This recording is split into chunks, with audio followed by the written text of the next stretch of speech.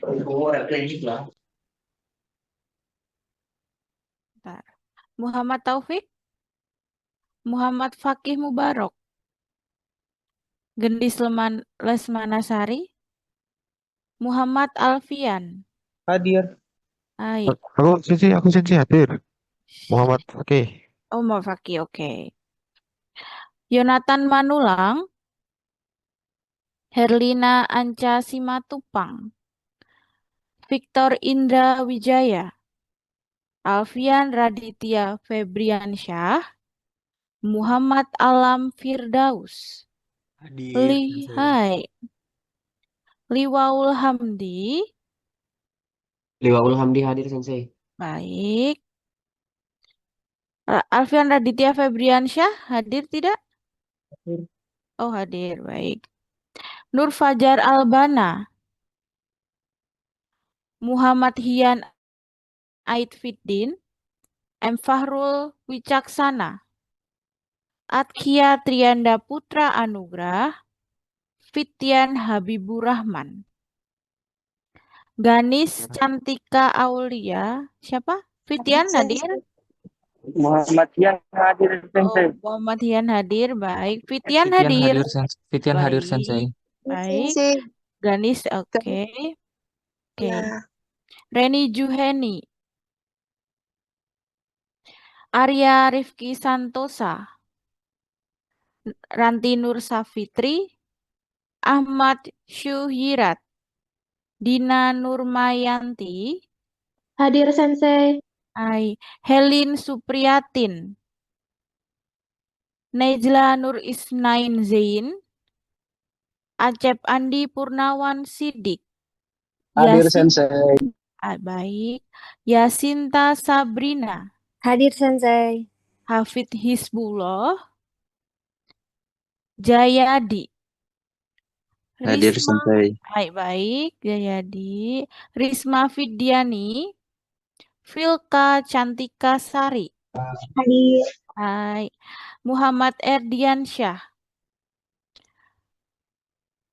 Rizky Aksani, Hadir. Hadir Bu baik, Sensei. Nonik Diah Permatasari, Mega Ananda Putri, Neng Tati Rohayati, Hadir Sensei. baik, Abdul Rashid, Hadir Sensei. baik, Vicky Zulfikar, Dio Puspan Javier, Alfian Syah Nur Ridlo, Hadir Sensei. hai, Bayu Prasetyo, Yoga Aji Prasetyo, Hadir Sensei. hai, Wahyu Nasrullah, Hadir Sensei. hai, Firansyah Hadian, Liman Setiawan, Hadir Sensei. hai, Tony Haryanto, Hadir Sensei. hai, Muktiarto Wibowo, Hamid Badawi, oh Muktiarto Wibowo baik, Hamid Badawi, Dimas Ilyas Ramdhani, hai, Wahid Hidayatullah, Bagus Wayu Utomo Daeli, Yasifa Adianti, Bagus Utomo hadir, baik. Yasifa Adianti, Najwa Nailatul Salwa, Muhsin Asrul, Akmal Maulana, Hadir Sensei. baik. Ririn Rianti, Saiful Basri, Hadir Sensei. baik. Julfani Nurdin NST, Asyar Sulistio, Ahmad Gusman, Rahman, Ardi Setiawan, Lira Anissa Brili, Ardi Hadir Setiawan, Sensei. Lira hadir, baik.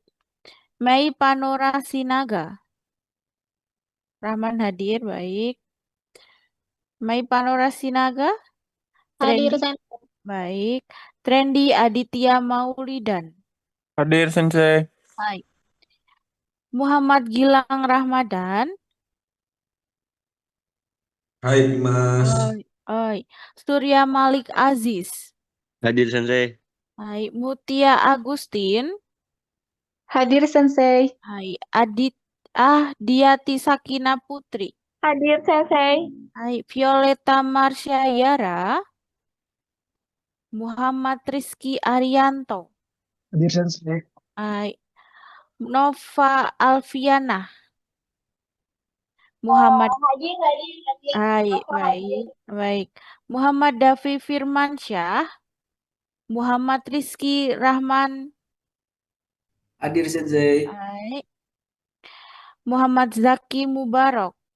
Hadir Sensei. Hai. Muhammad Zahran Anasar. Faris Fadila. George Howard Stefanus.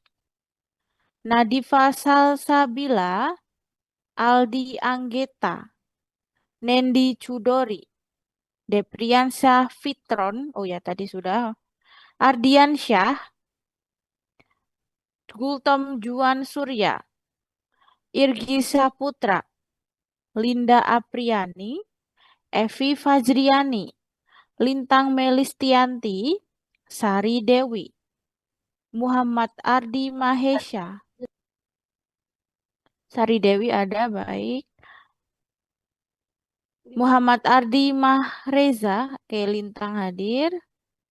Anissa Lestari, Zikrillah Aziz Algofiki, Sukrawati, Dede Amalia Hasanah, Ahmad Yusril Rahman, Deviayu Halimatus Sadiah, Syafiq Muhammad Humami, Muhammad Zairul Ubaid, Hadir Sensei. Syafiq Devi. Hadir Sensei.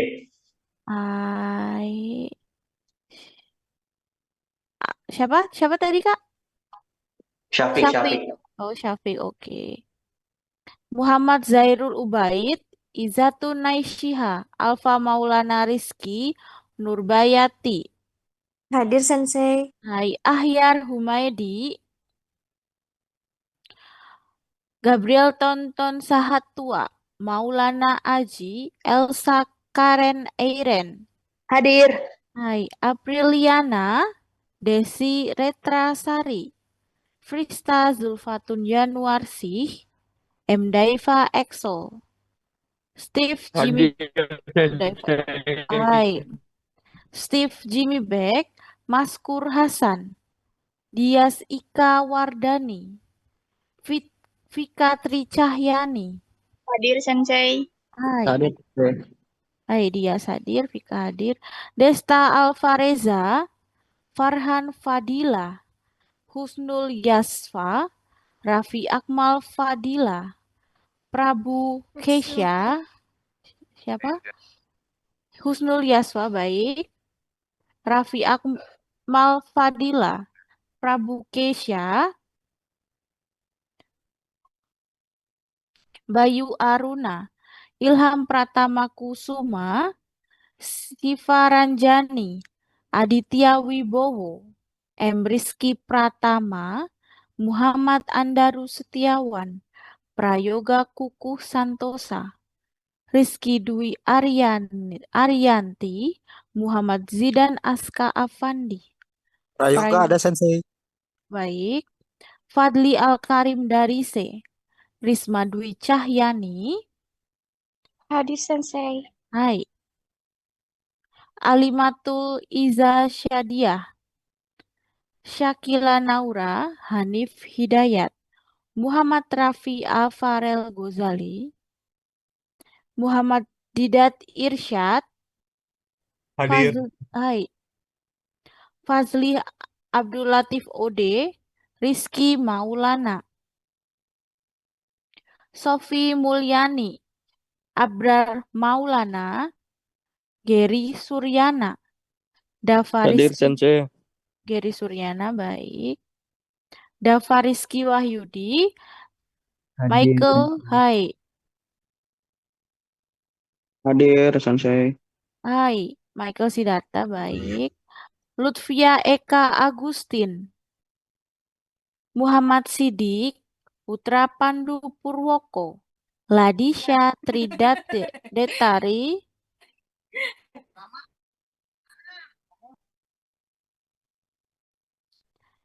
Muhammad Faris Santoso, Irfan Rizky Putra, Afriza Fresya Febriani, Lutfia hadir sensei. Lutfia baik. Afriza Fresya Febriani, Adi Hadir Supardi, sensei. Hadir. Saya hadir. baik. FL Tias Arca Giriani, Nafila Nurhafiza, Bram Brahmana Baskara, Hadir sensei. Hadir sensei Bram Ramana Hai. Baskara. Oke. Bila Nurafiza hadir Baik, ya sudah. Nadila, Bram sudah. Panca Yuliasih, Nadila Yonino Fitri, Hadir sensei. hai. Hinta Sofyan Fidausi, Kesia Sahusilawane, Aulia Rahma, Alit Solikah, Agung Santoso, Martin Samuel, Siti Ayu Marsina, Amanda, Idham Adi Laksono, M. Yasir, Idam ada, baik. M. Yasir Kusyari Lubis, Neneng Syarifatul Aliyah, Hadir sensei. Hai, Nuraini, Aldi, Nurkholis Fuadi, Ropik Lindung Hakim Ritonga, Nuraini hadir. baik. Gala Dwipa, Gala hadir sensei. baik. Yunita Anjani, Edwin Syah Rizky Maulana, Ibrahim Triadi, Desnaya Rizka Aulia, Seli Hernisa, Muhammad Dini Afuza, Fajar Novian Syahputra, Surya Mutawakil. Hai, hadir sensei. Hadir Hai, Dini, oke. Surya Mutawakil, oke. Fadila Fia Husna, iya Desnaya, oke hadir. Meliani Agustina, Willy Rosita, Stefanus Novanto Sukma, Ananda Willy Nadira, Rosita hadir sensei. baik. Stefanus Novanto Sukma, Ananda Nadira, Salsa Nabila, Romdiana. Hadir sensei. Salsa Nabila baik. Romdiana hadir sensei. Hai, Romdiana hadir. Aldo Azali, Muhammad Yogi MR, Hadir sensei. baik. Irman Elvariani, Rizky Fadila, Alea Anggraini, Rizka Ningrum, Sigit Adrianto, Firan Syahadian, Aisyah. Oke, sebentar. Sebentar.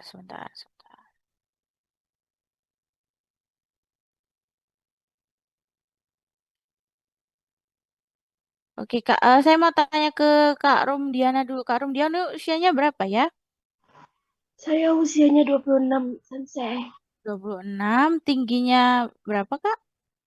Saya tingginya 159. 159, beratnya 59. 59, baik. Dari domisilinya berapa? Di mana, Kak? Domisili KTP atau domisili sekarang sensei? Domisili sekarang. Kalau sekarang di Solo sensei. Solo. Iya. Oke. Kakak itu status pendidikannya lulusan SMK mahasiswa aktif atau lulus perkuliahan perguruan tinggi? Sekarang mahasiswa aktif di semester 6 sensei. Mau semester. semester 7. Hai, oke. Bentar.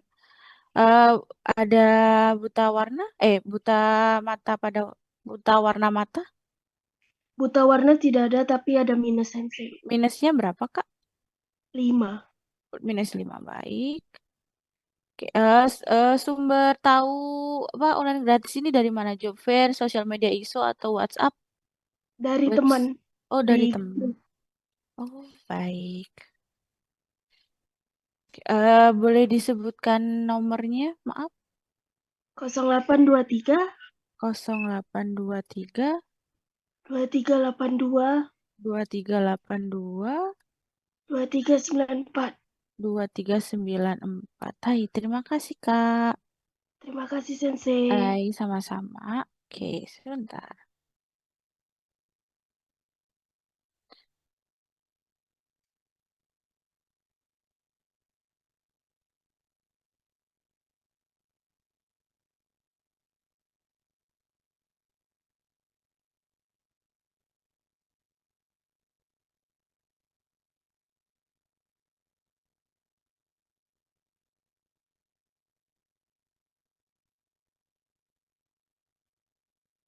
Oke, teman-teman, ada yang belum saya absen mungkin? Saya sensei tadi ketinggalan. Iya, Sensei. Oke, sebentar ya, Kak. Jonathan Manulang. Maaf telat sensei. Iya, daijoubu desu.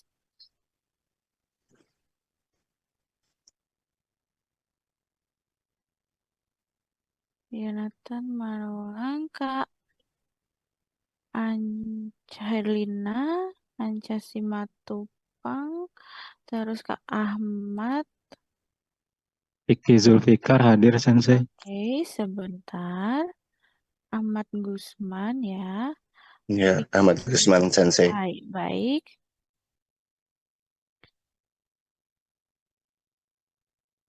Vicky Zulfikar, baik. Terus Kak Faris Fadila. Sensei hadir. Hai, Faris Fadila. Terus ada lagi teman-teman? Ada nggak? Sudah. Najwa Sensei. Najwa. Saya Sensei belum. Oke, sebentar. Oke, sebentar ya. Najwa Nailatus Salwa ini. Ya Sensei. Hai, Ardi. Sudah ya, Kak? Bentar ya, Kak Abrar dulu, terus Kak Ahmad Yuzirat. Ya Sinta Sensei. Oke, sebentar. Yasinta.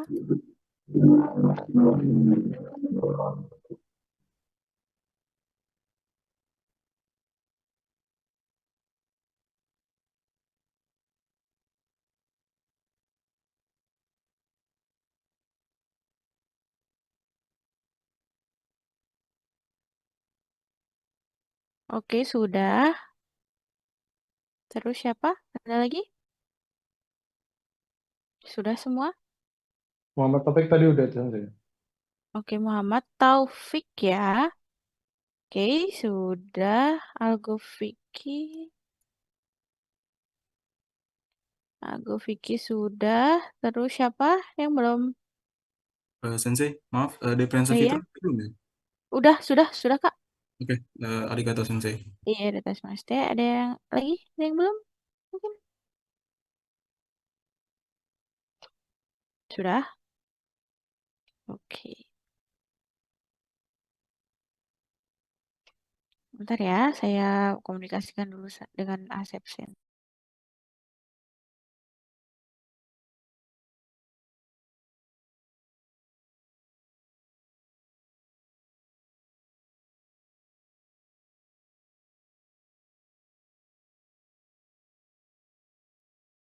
Halo Kak, izin tadi Oke, saya aktif tidak? iya Kak. Saya tadi akhir share tadi. Tadi Iya. jalan tadi lagi di jalan. Oh iya, iya, iya. Ohio Sensei. Oh iya, Mas. Oh, Kak George baru bisa bergabung ya. Iya, Sensei. Oke. Sebenarnya ini aku lagi freelance Sensei. Oh, Jadi baru kemarin Brand. mau izin cuma nggak bisa sempat mau izin gara-gara suka mati akhirnya ya udah Oh, terpaksa. Ini oke. juga masih freelance Sensei. Oh, baik, baik, baik. Oke, Des. Ayo, Bu. Oke, ada yang belum saya absen? Mungkin teman-teman? Ada lagi? Arya Rifki Sentosa sensei. Arya. Arya Rifki Sentosa.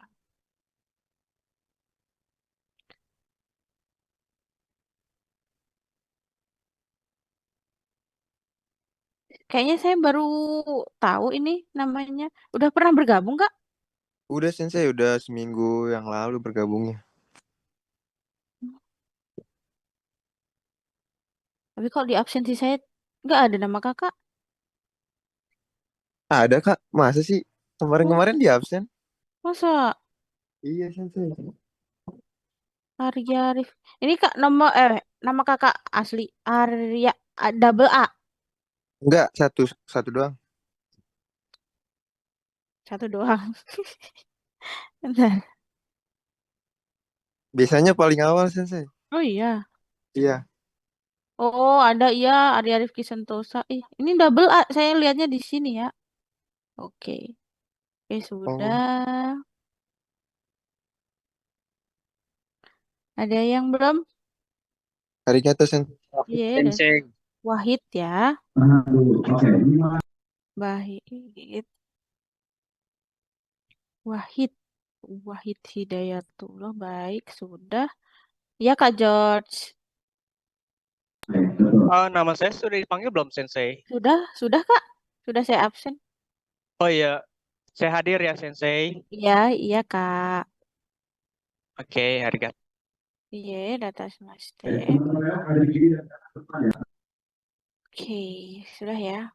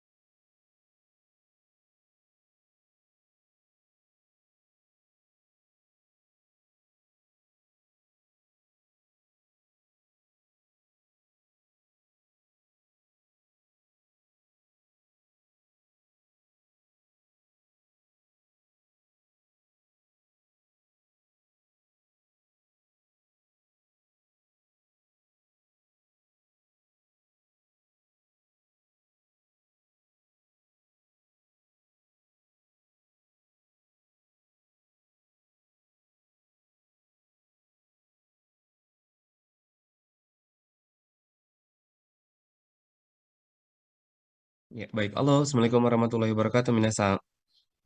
Waalaikumsalam warahmatullahi Waalaikumsalam warahmatullahi Waalaikumsalam wabarakatuh. warahmatullahi wabarakatuh. Baik, saya ingin memastikan dulu untuk rekan-rekan semua, apakah sudah absen bersama dengan Sensei Dea tadi? Semuanya sudah? Sudah. Sudah Sensei. Sudah, Sensei. Arimashita. Oke, baik. Di sini Sensei sebelumnya ya lebih ke ingin memperkenalkan terlebih dahulu kepada rekan-rekan semuanya. Sesama Kudasai.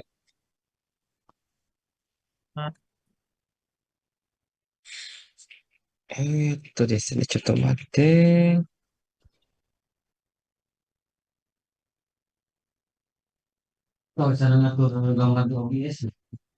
Baik, Assalamualaikum warahmatullahi wabarakatuh, minasan. Ohayo Waalaikumsalam gozaimasu. warahmatullahi Waalaikumsalam wabarakatuh. Sensei. Baik, perkenalkan nama saya. Perkenalkan lagi. Kalian tuh pernah nggak sih ketemu dengan Sensei? Pernah. Pertama. Pernah Sensei. Pembukaan Oh, Sensei. iya. Sensei. Pernah Pembukaannya. Sensei. Ping Sensei. Yes. Pembukaan. Hai. Mungkin kalau untuk di pembukaan ada juga yang hadir ataupun yang tidak hadir. Sensei ingin memperkenalkan kembali saja agar tali silaturahmi kita tetap terjalin ya. Baik nih. Pertama-tama, saya ingin memperkenalkan diri. Saya pribadi dari tim ISO Jepang atas nama Asep Mana. Ya, insya Allah di pertemuan kali ini saya akan bahas apa topik daging. Wala, topik daging. Materinya agak berbobot nih. Ya, di mana banyak hal yang saya itu ingin diskusikan dengan teman-teman, lebih ke ranah visi misinya teman-teman. Kan ada konsep di mana orang itu berpikir masuk programnya kita untuk sharing, untuk discuss, untuk belajar, untuk berkarir ke Jepang, banyak lah gitu kan. Tapi ya dari topik yang saya akan kemukakan kali ini, insya Allah agak lebih berbobot, menyesuaikan dengan pengalaman Sensei ya. Sensei pribadi di ISO Jepang sering dipanggil Asep Sensei ya, nama lengkap Asep Hermana, yang berpengalaman alhamdulillah di Jepang itu 3 tahun, lanjut lagi program Tokutegino 2 tahun, lanjut lagi dengan sisi profesi yang Sensei sekarang geluti itu awal mulanya ya. Sensei di ISO Jepang itu lebih ke eh, apa ya, tim perancang kurikulum yang pertama tuh. Ya, tim perancang kurikulum, bahkan saya jadi tim pengajar. Lanjut lagi, Sensei itu step by step ya, mengkaji dan mendalami tentunya karena ya memang suka dari sisi bahasa Jepang. Per tahun 2021 itu kami merancang suatu aplikasi namanya aplikasi Pera-Pera yang dimana aplikasi Pera-Pera ini kita ciptakan untuk mempermudah proses pelatihan bahasa terutama di online kelas bukan yang gratis ya, online kelas yang reguler nih. Teman-teman bisa belajar hiragana katakana di satu kerangka tersebut, selanjutnya bisa menghafalkan kosakata, termasuk jenjang dari aplikasi ini itu sampai ke kemampuan bahasa Jepang kita itu apa ya namanya? Dari level bahasa Jepang sendiri targetnya di N4. Dan kami termotivasi untuk di aplikasi ini itu dipergunakan pada saat rekan-rekan dulu di tahun 2021 kan masih dengan kondisi terdampak sama corona ya.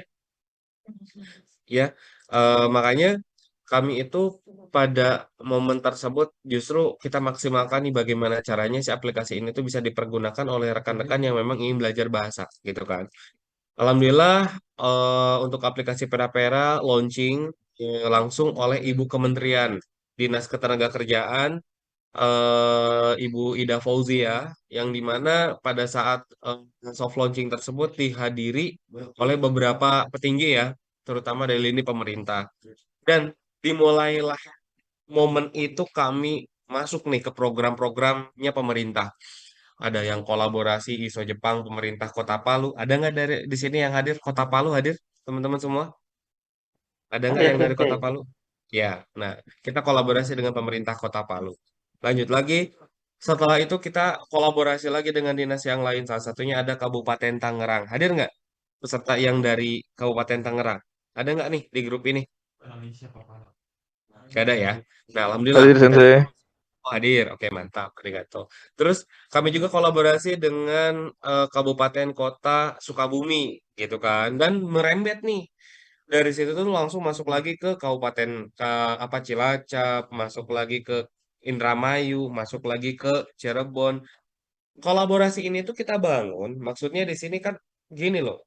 Dinas Ketenagakerjaan itu ingin kolaborasi MOU dengan LPK atau lembaga yang memang fokusnya apa namanya bisa mendidik peserta jenjang karir sampai bisa berangkat ke Jepang, bukan pelatihan bahasa saja.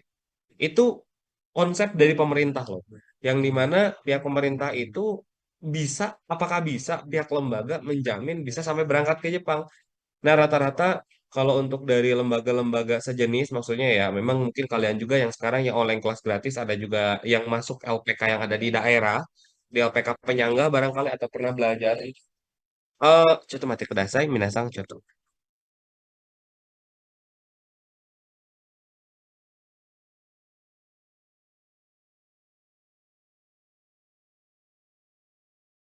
Oke, mohon maaf. Nah, jadi berlanjut kembali ya, motivasi dari pihak Dinas Ketenagakerjaan selain dari memfasilitasi rekan-rekan yang memang ingin bekerja di dalam daerah, tentunya ingin menjembatani juga sampai ke luar negeri. Nah, Dinas Ketenagakerjaan tuh. Makanya kan job fair sering diselenggarakan di beberapa daerah. Kemarin kan Kabupaten Bekasi, yang jumlahnya ada berapa?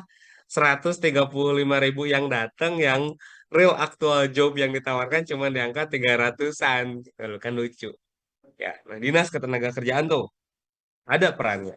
Terus ada juga yang kemarin kita kolaborasi dengan Kabupaten Sukabumi, Kota Sukabumi juga sama, Dinas Ketenagakerjaannya memberikan peluang job fair gitu kan. Tapi intinya mereka ingin kolaborasi dengan pihak lembaga yang bisa menjamin. Nah, kalau LPKP-nya enggak, atau LPK yang memiliki legalitas SO sejenis juga kadang berani nggak berani. Kenapa? Yang nggak beraninya tuh gini, pada saat sudah MOU dengan Dinas Ketenagakerjaan, apakah bisa memberangkatkan? Karena fokusnya dinas itu ingin memberangkatkan peserta sampai ke luar negeri. Bahkan kalau kita berbicara tentang keberangkatannya tuh harus ada nanti itu testimoni peserta ada di Jepang. Bahkan kalau program pemerintah monitoring itu ada. Jadi ada orang dinasnya harus diberangkatkan ke Jepang. Nah, rata-rata LPK yang di daerah tuh nggak berani. Kenapa? Mereka nggak bisa menjamin bahwasanya peserta yang dididiknya itu bisa terafiliasi sampai keberangkatan. Kenapa? Pertama, kalau kita berbicara bisa memberangkatkan atau tidak, dasarnya pertama, apakah LPK tersebut memiliki legal program magang dan bisa menempatkan magang dengan target di kurun waktu 1 tahun lah ya, bisa memberangkatkan atau tidak? Kadang LPK itu kan dengan siklusnya belum berani, apalagi LPK yang ada di daerah atau misalkan baru berdiri. Mereka itu gak berani menjamin anaknya bisa berangkat ke Jepang, sehingga mundur karena alasan tersebut. Yang kedua, ada juga yang memang dari sisi lembaga ini itu tidak bisa menjamin juga dari sisi keberangkatan. Karena faktor yaitu tadi, mitra yang di Jepangnya sedikit. Gitu loh. Mitra perusahaan yang di Jepangnya sedikit. Bahkan lembaga ada juga yang seperti ini. Tidak memikirkan flow di mana nanti itu akan ada peserta yang masuk datang banyak. Terus kita mikirin bagaimana caranya memberangkatkan anak tersebut. Nah, rata-rata kalau kepentingan bisnis di LPK yang ada di daerah itu, terutama LPK yang memang tidak berani untuk join dengan pemerintah itu, karena siklusnya belum jelas. Sampai ke penempatan belum jelas. Kalau kami di sini, alhamdulillah, maksudnya bukan berarti kami lebih jelas, tapi kami selalu berupaya. Bagaimana caranya peserta bisa diberangkatkan ke Jepang sebanyak-banyaknya, dengan konteksnya di sini bukan hanya sebatas pelatihan bahasa. Makanya kami di sini kolaborasi lah dengan beberapa dinas, kabupaten, kota. Dan kalau untuk yang kita berbicara realisasinya, peserta pemerintah Kota Palu dengan jumlah yang sekarang berada di Jepang itu hampir di angka 187 peserta diberangkatkan di Jepang dan sudah bekerja di Jepang. Itu peserta pemerintah loh. Ya, jangan main-main loh, peserta pemerintah tuh memang harus terupdate per bulan. Dan harus terupdate juga baik peserta yang ada di Jepang maupun ada di Indonesia. Oh gila deh. Saya juga yang maksudnya masih tim PR atau public relation yang komunikasi dengan pemerintah tuh nggak ada henti-hentinya harus ada laporan terus setiap bulannya. Gitu loh. Karena kita bukan iming-imingnya janji tapi bukti. Gitu loh. Nah, kalau LPK yang sejenis yang ada di daerah kayaknya nggak bisa. Belum bisa lah, bukan nggak bisa. Belum bisa. Ada juga beberapa daerah yang punten ya masuk hadir seperti programnya kami, tapi ya maaf, Dinas Ketenagakerjaannya cerita kepada kami. Kita sudah kolaborasi dengan salah satu LPK, tapi aktual Pak, tidak seperti ISO, tidak sampai bisa memberangkatkan. Kita cuman hanya sebatas istilahnya apa ya, kolaborasi, anggaran, pelatihan, ya udah beres gitu loh. Makanya sampai ada yang dari pihak dinas itu geser kepada pihak kami. Untuk apa? Program lanjutannya. Karena apa? Dari lembaga yang sudah join, ini dari salah satu lembaga yang, maaf, Dinas Ketenagakerjaan zonasinya Manado ya. Karena kita tuh eh, kalau luar pulau tuh yang mendominasi, kalau yang di Pulau Jawa beberapa kan gitu ya. Namanya tempatnya tuh Bolaang Mongondo Utara. Bolemut singkatannya, itu kabupaten. Dinas Ketenagakerjaannya merekomendasikan peserta kepada pihak salah satu LPK. Tapi ya itu tadi, jenjang dalam 1 tahun itu tidak bisa sampai memberangkatkan. Gitu loh. Nah, bertolaklah kepada kami untuk ingin join kembali, MOU kembali. Gitu. Karena apa? Ya itu tadi, dari pihak lembaganya itu sendiri, ya mungkin kalau ISO Jepang kan terafiliasi dengan mitra-mitra dan sehingga jenjang keberangkatan ke Jepang lebih terpercaya, lebih banyak potensinya. Kalau ini lembaga tersebut justru tidak apa ya, nggak terlalu kredibel lah dari sisi memfasilitasi bahkan apa namanya menjembatani sampai penempatan ke Jepang. Nah, itu tentang program lini pemerintah yang alhamdulillah sudah kolaborasi dengan kami. Balik ke topik utama. Nah, saya mau bertanya kepada teman-teman, Dinas berpikir masuk ke lembaga kami bukan pelatihan, apalagi gratisan kagak. Dinas itu inginnya gini, rata-rata pelatihan bahasa sampai ke berangkatan ke Jepang. Nah, motivasinya teman-teman yang sekarang ada di online kelas gratis ini, saya tuh mau bertanya, kalian tuh apakah ingin belajar bahasa Jepang? Ya, konsepnya mungkin batu loncatan cuman pengen ya dapat sertifikat atau memang ada kemauan kalian ya dari hati kecil kalian pengenlah berkarir ke Jepang kayak orang lain atau gimana sih kalau teman-teman? Saya mau nanya dulu. Nah, kalau misalkan responnya kan kayak rame tuh, saya nggak bisa nih. Coba kalian di grup online class, kalian tuh motivasi belajar bahasa Jepang gratis ini itu karena faktor apa?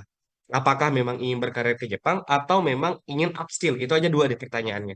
Coba ketik nama kalian, tujuan ikut online class, kirim di grup. Saya mau tahu. Biar saya langsung monitor ya. Saya mau kenal, mau ingin tahu nih tentang kalian. Maksudnya apa sih ikut online class ini tuh gitu. Kita selaraskan dulu visi misinya kalian. Yang mau langsung speak juga boleh ya, nggak apa-apa interaksi dengan sensei nggak apa-apa, bagus banget justru. Siapa yang mau interaksi boleh. Motivasinya kalian belajar bahasa Jepang, meskipun nggak masuk ISO nggak apa-apa. Saya mau tahu dulu. Motivasinya tuh ngapain sih? Saya Dari cowok Sensei. dulu deh yang berani. Cowok, cowok, mas cewek. Tar dulu cewek belakangan. Cowok dulu. Pengen kerja ke Jepang, Sensei. Pengen kerja ke Jepang. Bentar, ini Vicky. Aktifin kameranya dulu dong. Tar dulu ya. Tuh nih. Bentar. Dari Muhammad Rahman dulu deh yang cowok. Muhammad Rahman pertama. Sensei, Ya, motivasi saya ikut ISO Jepang ini ingin bisa berkarir di Recording in Jepang, progress. bekerja di Jepang, dan bisa mahir bahasa Jepang. oke. Berarti kan motivasinya emang pengen belajar bahasa, lanjut lagi pengen berkarir di Jepang kan gitu ya intinya ya. Intinya pengen bekerja sih Sensei, bekerja di Pengen Jepang. bekerja ya. Oke, oke, Nah, oke. Kayaknya seru juga nih dibahas di topik ini kita berbicara tentang kesempatan bekerja di Indonesia tuh kayak gimana kan ya. Ini nggak disinggung nih dibahas ini kita bahas nih. Ntar. Oke, arigato, luar biasa banget. Akmal Maulana, makasih apa Sensei. motivasi kamu untuk berproses? Pertama dari kelas ini saya belajar gitu gimana bahasa Jepang nantinya. Mungkin Ya. berharap gitu ikut pelatihan nanti di ISO Jepang, magang di sana Hmm. dan belajar kultur di sana. Kemudian mungkin melanjutkan S2 di sana juga gitu di Jepang. Jadi saya ingin tahu tuh Keren. sertifikatnya gimana nanti. Dulu kan. Sorry, saya agak kurang sehat, maaf ya. Jadi, kalau motivasinya kalian seperti itu bagus banget ya. S2, berarti Mas ini sekarang S1. S1-nya apa jurusannya? Teknik informatika, udah lulus sekarang. Teknik informatika. Siap. Arigatou gozaimasu. Cukup dua aja dulu. Nih, dua orang memaparkan tujuannya memang ingin berlatih bahasa Jepang, lanjut ingin berkarir ke Jepang. Yang cewek sekarang, ya. Yang cewek boleh silakan, nggak apa-apa. Josei wa imasu ka? Ada nggak cewek? Ayo dong berpendapat. Gimana kalian teh? Motivasi kalian ingin belajar bahasa Jepang tuh tujuannya apa dulu nih? Barangkali ada tujuan besar. Nova, boleh aktifkan kameranya. Kak Nova. Hmm, Maaf ya, kalau aku lagi kerja. oke, nggak apa-apa sambil kerja luar biasa. So, kenapa tuh? Sebenarnya aku pengen banget berkarya itu karena pertama tuh mau menambahkan bahasa juga. Hmm, Terus kalau kita berangkat, aku mau maksudnya mau bekerja karir aku, ya, saya memperdalam pengalaman juga. mm-mm, Ini pengen budaya juga kebetulan. ya, Lagi negara aku. hmm, Terus karena buat kerja juga sih. oke, mantap. Jadi motivasinya kan luar biasa ya, visi misi baik itu before maupun afternya setelah berangkat ke Jepang sudah tertata ya. Apa kemauan besar itu kan ya, tapi ya itu tadi mungkin realisasinya kan belum ya. Masih sekarang jalan di tempat lah. Oke, jalan di tempat. Ya sambil kerja, sambil apa, itu kan jalan di tempat. Kalau saya anggap, maaf, saya pribadi menganggap bahwasanya aktivitas yang Nova lakukan sekarang itu jalan di tempat. Maksudnya apa?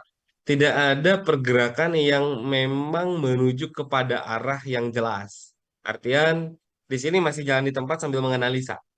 Oh, dan sambil sambil upskill. Tapi kan tindakan actionnya mah belum sempurna kan. Nah, coba nanti di pembahasan ini izin saya juga ya mau nggak mau sih. Maksudnya di seminar ini saya bakal bahas utuh dari proses sampai berangkat ke Jepang. Mungkin kalau kita berbicara administrasi sampai berangkat ke Jepang itu berapa sih nominalnya, saya akan terbuka. Ya moga-moga dari peserta yang sekarang yang mungkin mindsetnya gratis, oh berbayar nih berbayar berapa kita terbuka aja. Karena pasti ada acuannya gitu. eh Kenapa sih lini dinas percaya kepada kami? Tentunya kami di sini punya kualitas. Barang yang berkualitas itu apakah murah, murahan, atau memang ya harga stak umum gitu loh. Nah, di sini juga mungkin ini akan jadi wawasan buat teman-teman pelatihan bahasa itu seperti apa, biayanya berapa nanti kita kupas tuntas. Oke, terima kasih untuk Kak Nova. Ini cewek lagi, saya mau cewek lagi satu lagi siapa? Siapa ini Abror Maulana udah resign lagi. Cewek, siapa lagi cewek nih? Masa cuma Nova doang yang berani motivasi teman-teman semuanya? Oke, clear. Berarti nggak ada lagi ya. Lanjut nih. eh dari yang sekarang ini, maaf, saya ada telepon dari pihak Jepang. Bentar ya, bentar. Maaf, maaf, maaf. Sumimasen.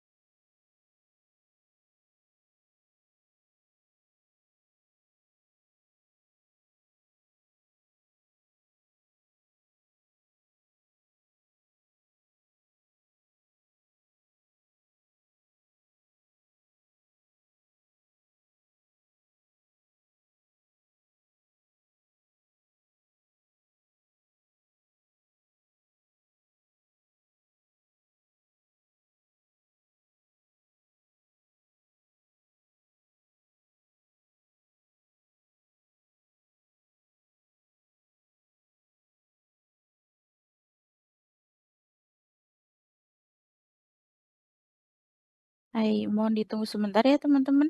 Sambil menunggu Sensei Asep, saya ingin absensi ya, ngupdate absensi terlebih dahulu. Oke, sebentar.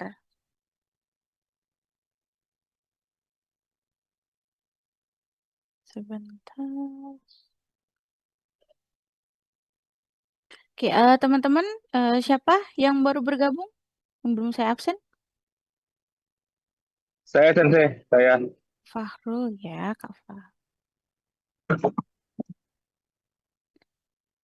Sebentar. Hai, sudah. Ada lagi teman-teman? Kak George? Iya, sudah Kak George. Kenapa? eh Gini Sensei, mohon maaf banget kalau misalnya saya kayak join keluar masuk ini aplikasinya nggak tahu nih lagi bermasalah banget kayaknya. Kenapa ya? Kalau saya Iya. juga udah join tapi kayak kadang-kadang suka kayak kepental nggak gitu keluar ya. suara gitu. Oh, Iya, oh, seperti itu, Sensei. kemungkinan ya bisa aja itu kan Kak Jus baru di luar ya. Nah, itu kemungkinan juga itu bisa jaringannya juga kan. Nggak Iya, apa-apa kok, Kak. Sensei. Ya, nggak apa-apa. Iya, takutnya nanti kayak ada yang ketinggalan pelajaran tuh kayak kemarin tuh saya banyak Eh, ketinggalan pelajaran itu, Sensei. Saya nggak tahu kemarin belajar apa aja gitu. Oke. Baru open dikit tiba-tiba suaranya nggak keluar gitu. Semoga nanti lancar-lancar ya, Kak. Nggak Iya, nggak apa-apa. Sensei. Oke. Sama saya ini saya kebetulan lagi di jalan nih. Ya, Mungkin saya juga sekalian direkam boleh ya. Mungkin saya cuma ya, dengar suara aja gitu. ya, ya, ya, nggak apa-apa, nggak apa-apa. Lagi nggak apa-apa ya. Ay, Dejudes. Oke, Kak. Siapa Ardian Syah? Sudah, Kak? Ada yang lain yang belum saya absen? Saya Sensei. Sans, Sans siapa? Sans namanya Muhammad Sans. Hasanuddin. Oh, benar. Muhammad siapa, Kak? Hasanuddin. Hasanuddin. Muhammad Hasanuddin. Ini kayaknya Iya, baru baru bergabung ya, Kak? iya Sensei. Oh, Muhammad Hasanuddin. Hai, baik, Kak. Muhammad Hasanuddin, sebentar.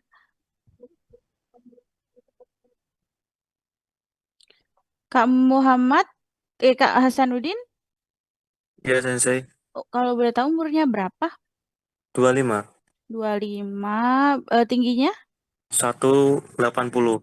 180, beratnya 68. 68. Dari domisili mana, Kak? Sekarang Kendal Sensei. Kendal, baik. Oke, status pendidikannya siswa SMA, lulusan, SMK. masih sekolah, Kak? Enggak, udah lulus, udah lulus. Oh, lulusan, oke. Oh ya, ya udah 25, maaf. Oke, buta warna mata nggak, Kak? Enggak, Tidak, baik. Ada minus mata? tidak ada Sensei. Tidak, baik.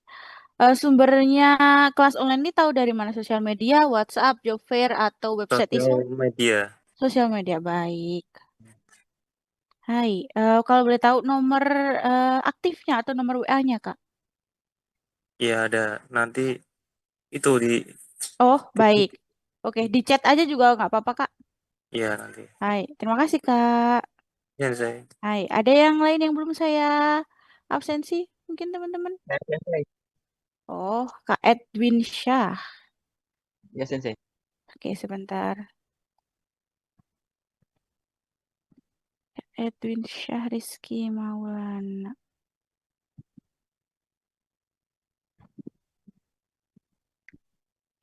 Oke, ada lagi yang belum? Sudah? Saya masukin aja. Udah masuk Ya, ke saya. sudah. Absen. Sudah. Maaf Sensei, Ya, ini dia boleh izin direkam nggak untuk Zoom meeting ini mungkin? Nggak ini. boleh. Boleh. Boleh. Ini Sensei Asep baru merekam Oh, sih. Ya. Oke. Jadi nanti ada bakal di-share juga nanti habis rekamannya. Oh, gitu. Oke. Oke, makasih Nah, Sensei. Selamat hai. besoknya. Bentar ya, teman-teman. Sensei Asep sedang ada itu telepon gitu. Oke, mungkin teman-teman ada yang mau ditanyakan dulu. Kita discuss dulu di sini. Sensei, yang kemarin itu belum dikirim, Sensei. Yang Oh PDF. iya ya, PDF Iya. ya, belum ya? Saya tungguin dari Oh, malam. Kak, saya masih ya, maaf ya Kak, saya lupa. Kan Ya, habis dari ini terus ke batch selanjutnya tuh, kadang lupa. Maaf ya, nanti saya kirim ya selesai ini. Siap, Sensei. Hai, arigatou gozaimasu. Silahkan. Ada yang mau ditanyakan bagaimana?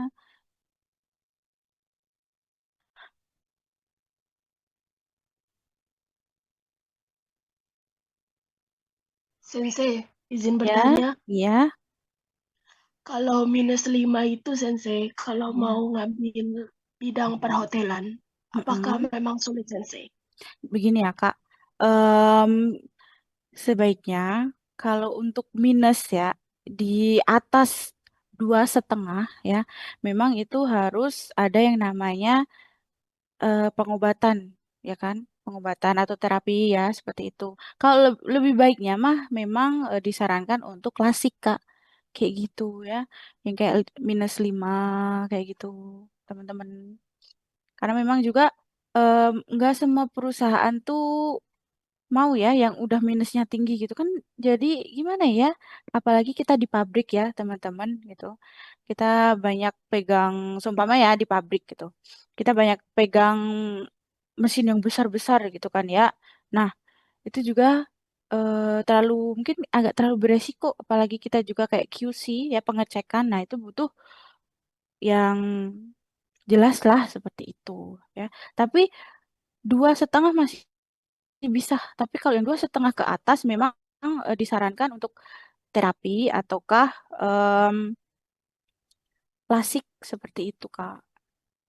Kalau memang ya di perhotelan juga ya sama aja sih menurut saya juga standarnya 2,5 seperti itu, teman-teman. Baik, Sensei. Terima Baik, kasih. sama-sama, Sensei, Kak. izin bertanya, Sensei. Iya, はい。 silakan. はい。ありがとうございます。 Oh, はい。 hai. もうよろしくお願いします。はい。 Hai. はーい。どうも、失礼します。はい。 Hai. あ、すみません、先生で。Aduh, saya Hai. baru masuk lagi. Hai, Sumimasen. Deja Bres. はーい。まあ、続けるかな。Hai, dozo, sensei. すみません、ありがとうございます。 Iya, itashimashite. Hai, untuk rekan-rekan semuanya, terima kasih ya. Sensei justru memotong nih diskusinya teman-teman. Izin Sensei lanjut kembali ke materi, boleh? Daijoubu desu ka? はい、先生。はい。 Boleh Sensei, siap. Yes. Hai. Boleh, Pertama-tama boleh, Sensei Sensei. sih lebih ke ingin bertanya dulu di poin yang ini. Nah, untuk rekan-rekan semuanya yang sekarang punten, apakah ada visi dan misi kalian yang sekarang dengan kondisi background pendidikan luar biasa, S1, diploma, ada juga SMK ya, sederajat seperti itu, yang tentunya yang sekarang kalian itu memikirkan tentang masalah masa depan. Nah, kita berbicara masalah masa depan, Sensei justru ingin berdiskusi dengan teman-teman. Kalian apakah terbersit 3 tahun yang akan datang, 5 tahun yang akan datang, kalian itu akan melakukan hal apa? Sudah kepikiran nggak sih gitu untuk 3 tahun yang akan datang, 5 tahun yang akan datang, target besar apa yang kalian ingin capai? Ada nggak? Ada, Sensei. Ada, Sensei. Ada Sensei. Ada Sensei, ada. Oke. Nah, Sensei ada. kalau kalau kalau Sensei Sensei. targetnya, kalau Sensei pernah target kayak gini, kalau pas waktu dulu ya, eh, 3 tahun yang akan datang, saya tuh kan tentunya pertama menikah, yang kedua tentunya butuh rumah, yang ketiga kalau memang itu ada modal, saya ingin wirausaha, ingin berbisnis. Kalau nggak berbisnis pun ya setidaknya nempelin si dana tersebut ke aset, entah itu berupa kos-kosan ataupun ya punya sawah, punya kebun juga. Namanya juga kan tinggal di kampung, mindsetnya saya kayak gitu. Nah, kalau teman-teman kayak gimana sih? Sama nggak? Atau memang agak sedikit berbeda? Boleh kita diskusi dulu. Sama. 3 tahun yang akan datang. Sama aja sih, sama aja sih. Hampir sama, Sama Sensei. Sensei. Sama. Sama Berbeda Sensei. jauh, Sensei. Kalau Oke, bisa semoga Berbeda jauh, ya, Sensei. sekalian lanjut pendidikan juga Sensei. Kalau bisa S2 di sana. mantap luar biasa. Nah, jadi kan di sini ada Ya, tambahan kalau lisan bisa dapat jodoh kan juga boleh. pengen jodoh juga di sana. Nah, kan sepakat ya teman-teman itu setidaknya untuk masa depannya kalian itu ke depannya ingin 3 tahun yang akan datang mencapai target-target tersebut. Tapi kilas balik sambil kita apa kupas tuntas di ranah hal tersebut. Kalau harga umum ya, ini kita sematkan nominal aja. Yang pertama, misalkan ya teman-teman itu menikah, oke. Dengan kondisi menikah, alhamdulillah bisa menikah, tapi setidaknya kan, maaf sorry, ini kayaknya saya salah share screen deh, bentar. Biar jelas, biar enak pakai slide yang ini nih. Biar jelas. Nah, saya share screen pakai perangkat yang satunya lagi, bentar. Oke, hai. Saya coba kanこれでいいかな。ダメだ。Maaf, bukan yang ini. これは PPT のこれだね。そうですね。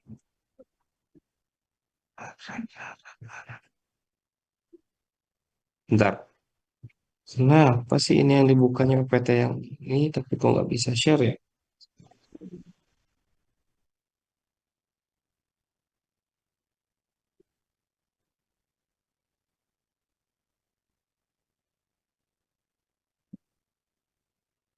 Rekan-rekan semuanya udah bisa lihat kah PPT-nya Sensei? Sudah Sudah, Sensei. Bisa, Sensei. Udah, Sensei. Sensei. Ya, Sensei. Udah, Sensei. Ini Bisa. kayak tampilan Google Drive atau PPT nih? Maaf, maaf. PPT PPT. Sensei. PPT, Sensei. Nah, sekarang baru Oke, PPT Sensei. Sekarang baru PPT. siap. Nah, jadi di sini tuh Sensei justru kalau teman-teman pernah berpikir menikah itu butuh modal berapa, guys? 100 juta. Jutaan. Pakai lo Tergantung itu. Menikahnya mau murah, Sensei. ya, kita Bentar, ya, Sensei. Belum lagi ntar kalau pernikahannya ada, Sensei. kita pakai Banyak, pukul Sensei. rata aja. Kita pukul rata aja. Jangan di sini pakainya skema pernikahan yang di Sulawesi dengan uang panainya tuh nggak kuat kalian. Sekarang ala Jawa aja deh, pernikahan ala Jawa. Modal itu minimal 80-100 cukup nggak kira-kira? Cukup, Sensei. Cukup sekali. Oke, Cukup, cukup sekali Sensei. ya. Di angka 80-100. Kalau di angka 50 cukup nggak? Cukup. Kurang. Kalau ceweknya Kurang. mau ya. Cukup Sensei. By the way, di sini ada yang sudah menikah kan? Dangdut Sensei. Di sini kan ada yang sudah menikah. Coba Ada, bapak-bapak Sensei. yang udah menikah di sini, menikah dengan jumlah 50 itu cukup atau enggak? Atau memang idealnya di angka 80 atau 100 yang berpengalaman? Monggo. Di Cirebon standar Sensei segitu. 150 Sensei. Oke, sip. Sepakat lah. Kita hitungnya 100 ya. Ya lah, kalian yang sekarang belum belum pernah menikah jangan ngira-ngira, udah tuh berpengalaman tuh di angka 100 sampai 150. Lanjut, untuk teman-teman kalau misalkan ya kita berkarir untuk kuliah, lanjut pendidikan kembali. Itu tuh kalau misalkan kita hitung secara matematika butuh modal berapa? Kalau kita kuliah, cukup nggak sih dengan biaya anggaran beres 4 tahun, misalkan kita ambil sarjana, itu di angka 200 cukup nggak sih teman-teman? Hitungnya tuh kontrakannya, makannya kalian, semesterannya kalian. Cukup nggak? Enggak deh. Cukup Sensei. Hah? Cukup. Cukup. Cukup. Oke, sip. Sepakat ya 200 juta kan? Lanjut lagi. Seumpama kalian di sini pengen kerja di pabrik, mau pengen bisnis lah, pengen punya kebun lah, minimal berapa uangnya butuh? 1M. Kayaknya 500 lah paling minimal. 2 jutaan ya. 1 juta. 200 juta aja nih dah. Apalagi di Jepang lumayan mahal apalagi. Oke, sip. Beli lahan, budget anggarannya 200 juta. Mau wirausaha mungkin ada di 200 juta. Yang logis lah 1M. Anda itu berpikirnya matematikanya jalan juga gitu loh. Maksudnya Sensei tuh. Harapannya ya. Jalan tuh gini. Karena kalau kita berbicara yang tadi, menikah itu kan 100 juta misalkan. Atau 150 juta. Lanjut pendidikan itu di angka 200 juta. Kalau mau berwirausaha misalkan angkanya 200 juta. Nah, tinggal hitung aja. Yang pendidikan saya skip dulu. Karena kalau pendidikan itu adalah opsi selanjutnya. Kalau misalkan kalian punya rezeki lebih. Kalau pendidikan. Ini mahal yang logik. Nikah perlu modal kan. 150 juta. Lanjut. Mau di sini berwirausaha butuh 200 juta. Berarti kan 350 juta. Kalau Anda itu kan kalau nanti misal udah menikah mau kos atau memang pengen tinggal di rumah sendiri. Di rumah sendiri. Inilah Tinggal di Sensei. rumah sendiri gini. Secara sendiri. logika kalau teman-teman nggak dapat harta gono gini, berarti kan secara tidak langsung teman-teman itu mau nggak mau beli rumah yang ekonomis dong. Budgetnya berapa? Ekonomis beli rumah. Ini buat hidup kalian. Udah pernah nggak berpikir sampai sejauh itu? 280 Sensei sekarang. 200 jutaan Sensei. Yang paling murah lah, masa ya 200 juta, gila aja. Yang murah yang bisa kebeli. 800 sampai 1M Sensei. Perumahan 100 jutaan. 800 sampai 1M Sensei. Paling aman ya. Ada yang 75. Oke. Kira-kira yang 1M sama 75 kebeli yang mana? Udah gitu aja logis. 75. 75 lah, goblok kan ya 1M. Goblok 800 lagi. Nah, gini, maaf kalau Sensei itu ngomong logis ya. Kenapa? Karena Sensei sudah lama di Jepang, alhamdulillah obrolan itu nggak ngaco gitu loh, nggak ngaco. Konsep kalau Sensei. Konsep dengan hal perkara logis. Nah, Iya kan benar. logika yang dipakai di sini. Pernikahan yang tadi, oke, di angka 150. Lanjut lagi usaha ataupun bisnis di angka 200 jutaan. Lanjut lagi pengen rumah kan. Pengen rumah itu angkanya berapa yang tadi? 75 aja yang logis yang dipakai, bukan yang MM-an, nggak kebeli. Gitu kan. Karena mindsetnya kita jangan dulu pengen yang besar, tapi hal yang kecil tapi terjadi, terrealisasikan. Nah, kalau dihitung-hitung berarti kan pasti ada step by stepnya. Menikah 150 juta. Oke, ditambah lagi yang barusan rumah jangan 75 lah, di angka 100 lah, biar agak lebih ideal. 100, berarti kan di angka 250 kan. Kalau mau bisnis berarti butuh 200 juta lagi. Berapa tuh berarti? 550, berapa? 450. Totalin.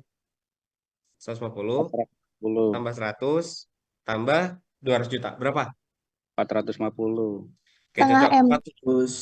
450. Nah, 450 3 tahun yang akan datang, Anda itu bisa mencapai target tersebut atau enggak? Mudah-mudahan tercapai. Bukan mudah-mudahan, tapi di sini kita harus hitung-hitung. Hitungnya gini gampang kalau dengan Sensei. Kalian kerja di Indonesia dengan kondisi yang sekarang, ya. Kalian kerja di luar negeri. Sensei tuh berpikir kritis ini pas waktu dulu zamannya Sensei baru lulus sekolah. Ketar-ketirnya pikirannya saya gini. Pas waktu mau kuliah, orang tua pun tidak bisa membiayai, pertama. Yang kedua, pas waktu giliran saya mau kerja di Indonesia, dihitung-hitung ya. Ini 3 tahun ataupun 5 tahun yang akan datang, target saya yang besar itu sudah bisa tergapai atau enggak? Karena target besarnya saya gini, ya. Punten, menikah tanpa membebani orang tua. Berarti kan saya harus bagaimana caranya saya bisa nih dapat dana untuk pernikahan tanpa bebani orang tua. Satu. Ini mindsetnya 3 tahun atau 5 tahun yang akan datang. Saya tuh udah pikirin pas waktu di momen itu. Gimana caranya? Yang kedua, pengen punya rumah juga. Karena apa? Kalau udah menikah, mas saya harus numpang sama orang tua. Ya kan? Tahu sendiri, ribetnya itu gini loh.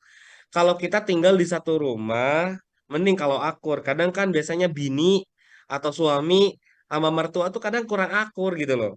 Yang simpelnya aja dulu pikirin, nggak perlu harus dananya, uangnya apa enggak, simpel aja manusia nih ya, dengan mindset yang berbeda-beda mau digabungin di satu ruangan. Sementara kalau kita sama istri, sama suami, pasti match, karena apa kita suka. Kalau mertua beda lagi mindsetnya, apalagi istri lu atau suami lu nyusahin selama di rumahnya gitu kan. Nyusahinnya itu apa? Kerja bantu-bantu juga enggak, nyetrika juga kagak. Ah udah deh berabe lah gitu kan. Perang dunia kedua itu akan terjadi gitu kan. Makanya rumah harus ada gitu kan meskipun kecil. Makanya saya ngomong kan relevan, jangan 8 apa 1 M lah, apalah ngaco, nggak sembrawut ngomong kayak gitu. Lu yang kecil aja yang bisa kebeli sama lu. Misalkan diangkat 100 juta. Oke, kelar, beres. Yang kedua di sini ada mindset pengen bisnis juga. Ya kebetulan kan backgroundnya orang tua saya petani kan. Ini kayaknya kalau misalkan saya kembangkan usaha orang tua lebih bagus dibanding saya restart usaha yang baru. Karena kan nominalnya belum jelas gitu kan. Resikonya kan tinggi. Mending yang ada dijalanin gitu kan. Untung besar atau kecil itu bisa menyusul. Tapi yang jelas konsisten ada keuntungan, bukan kerugian. Nah, di pikiran saya, angka 450 juta itu pas setelah lulus udah terbenak tuh di pikiran. Makanya kepikiran saya tuh, kalau saya kerja di Indonesia gimana ya? Nah, mulai kita hitung. UMR, UMK-nya sekarang teman-teman kerja dapatnya berapa sih? Kalau yang sekarang nih, Kalau ya di tempat 3 juta, sama 3 juta Sensei, setengah sampai 4 juta. bentar. Kota sama kabupaten. Kota dulu deh yang daerah Jakarta, Bekasi berapa? Jakarta 4,5 sensei. UMR aja tuh Jakartanya Lokasi 4,5 lah. di kota Cilegon udah 5 juta Sensei. Cilegon 5 juta. Oke. UMR aja tuh masih 4,8 lah kira-kira lah. 4,8. Nah, coba Sensei mau tarik dulu ya yang aman deh. Ada yang 4,8, 4,5, ada 5 juta. Sensei yang di angka 45 aja deh, 4,5 ya. Biar biar nggak ada yang sirik tuh. Karena kalau Sensei ngomong kabupaten, daerah, bahkan di daerahnya Sensei cuma di angka berapa? 3,5 gitu loh. Nah, lanjut. Kita breakdown, upah 4,5. Wanjir, breakdown. Kita hitung ya. Kita hitung kalkulasi 3 tahun yang akan datang jadi nominalnya berapa. Nah, 4,5. Sumpah kita geser ke kota, anjay. Kalian tuh kondisinya merantau lah. Tinggal di kota. Tinggal di kota tuh nggak tinggal di rumah saudara atau apapun kita ngekos. Ngekos itu berapa sih? Kalau di kota? Berapa? 700, sekitar 500 700. paling murah. 500. Oke, kita ambil 700 lah ya. 4.500.000 dipotong 700. Siap tuh matematikanya lu ya. Oke, ada tuh dipotong 700. Terus yang kedua di sini, kalian itu hidup selama 1 bulan, aman nggak dengan nominal 1 juta atau 2 juta atau berapa sih? 1 bulan buat hidup, buat makan di kota. Setengah lah kayaknya 2 juta Tidak lah aman kira-kira. Sensei. 2,5 Kali Sensei. makan 30. Masih kurang Sensei. 2,5 juta apa 2 juta nih? Biar nggak ribet, jangan ngitung satuan yang ini apa namanya makan satu kali makan 35.000 ataupun warteg 15.000, jangan. Kalkulasi aja cukup nggak 2,5. dengan anggaran 2,5 Cukup makan. Sensei. Cukup Sensei untuk Cukup. masak sendiri. Untuk masak sendiri di angka 2,5. Oke, berarti kan berapa barusan tuh dipotong ya? 700 tambah 2,5. Sisanya berapa?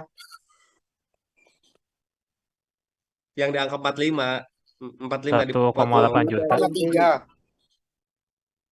kan 4,5 dipotong 700. Dipotong lagi sama lu 2,5. Sisanya berapa? 1,8. 1,3. 1,3 apa 1,8? 1,3. 1,3. Oke. 3. Sip, sepakat. 1,3. Saya mau nanya lagi sama kalian. Kalau kalian itu kan tipikal Gen Z yang tentunya kalau kena pressure kerjaan pasti Sabtu Minggu hangout dong, liburan, ya kan? Ya minimal ngemil lah, nonton lah, gitu kan. Kalau punya gebetan ya jalan lah kan, pacaran gitu, sama pacar. Berapa sih itu budgetnya? 500 cukup nggak untuk ya hangout 2 kali lah atau 1 kali? Gope, cukup nggak 500.000? Nah, nggak cukup lagi, parah bener. Oke lah, tuh dipotong lagi tuh 500.000, lenyap. Sisanya berapa? Sisanya 800. 500.000, dipotongnya 500.000, gope doang udah. Kan 1.300.000. Tadi kan sisanya. Gope itu dikat. Sisanya berapa? 800 Sensei. Saya mau nanya malu. Kalian itu adalah masuk ke tipikalnya orang yang berbakti apa kagak sama orang tua? Masa lu udah kerja di kota nggak bagi sama orang tua? Ngasih dong. Kira-kira mau ngasihnya berapa? Gope apa 300? 500. 20.000 Sensei. Parah ya kan. Sisanya Tiap minggu gope ya. lah. 100 Sensei. 300, oke. Kalau misalkan ngasih gope, sisanya berapa? 300. Ya Allah ya Robi, nih ya. Ini bener-bener hitung-hitungannya relevan banget. 300, sisanya 300 mau tabung. 300 dibeliin Iya kan? bensin 150.000. Iya 10.000 sih, sisa. 300 kalau semuanya 500. Jadi kalau misalkan pemikirannya kalian kerja di Indonesia ya, punten aja dengan anggaran 4,5. Kita bisa naruh, bisa nyimpan apa enggak. Mindsetnya jalan. Jangan sampai kayak prinsipnya kayak orang kampung. Punten, saya juga orang kampung kan. Mikirnya gini, ya udah nanti juga kan pasti ada sisa, yang penting nabung, nantinya nabung. Nabung itu berapa? Konsisten dong. Karena target 3 tahun yang akan datang, ini targetnya gede loh. 450 juta kita harus dapatkan. Kan gitu pemikirannya. Nah, di sini justru saya bertanya ke kalian dengan angka 300.000 atau 500.000 atau serajin-rajinnya kalian nabung 1 juta nih, nyisihin buat nabung, lu hidup selama 3 tahun 1 juta, berapa itu? Cuman 36 juta loh, ya kan? Sisanya cuma 36 juta, 36 juta buat menikah cukup nggak? Kagak Ya, Sensei. Sensei. Di KUA Buat, gratis tapi Sensei. buat wirausaha 36 juta bisa nggak gitu loh? Cukup-cukupin bisa. Oke, boleh lah, bebas lah. Terus lu target juga pengen rumah lagi, ada yang nyebutin berapa M lah apapun dan lain, udah nggak ngotak gitu loh di Sensei itu. Maaf ya kalau Sensei agak-agak miris gitu tentang masalah menyikapi masa depan, Anda nggak ngotak gitu loh. Targetnya besar, nominalnya besar dan lain-lain, tapi nggak relevan. Nah ini hitung-hitungan relevan. Oke, hitung-hitungan relevan. Anda itu ke depan tuh kayak gimana?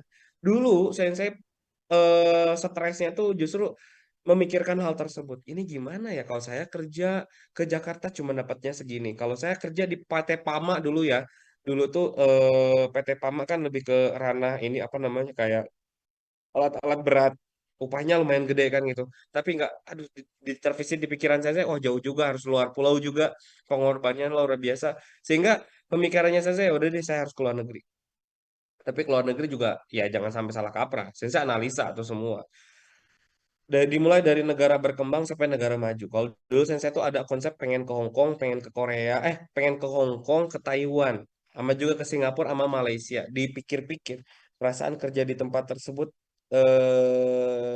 masih dengan konteksnya, maaf kalau dulu tuh upahnya masih kecil, cuman pemahaman itu aja. Tapi Sensei kasih bonus nih, kemarin kan Sensei udah pertemuan di pertemuan bilateral private yang dimana diundang ISO Jepang beserta dengan P3MI atau eh, lembaga pengirim untuk ke luar negeri, tapi PT ya izinnya P3MI. Kita juga kan punya legalnya di bawah naungan apa di bawah naungan Kementerian Perlindungan Pekerja Migran. Yang dibahas apa? Tentang masalah hak-hak dan ketentuan dan pelindungan. Kita hadir ISO Jepang yang memang pegang kendali tentang program Jepangnya kalau kami, ya. Karena kebetulan kan ada penempatan kerja ke luar negeri, makanya ISO Jepang hadir mewakili program Jepang. Saya discuss tentang pertama Taiwan. Ternyata di Taiwan lebih dominan ke orang-orang yang memang tidak sesuai dengan apa upahnya, mereka jadi kaburan atau ilegal. Rata-rata di ranah kontraknya itu tidak sesuai dengan apa yang diharapkan. Makanya mereka lebih lari ya. Atau punten, melarikan diri lah. Dari di program legal jadi ilegal.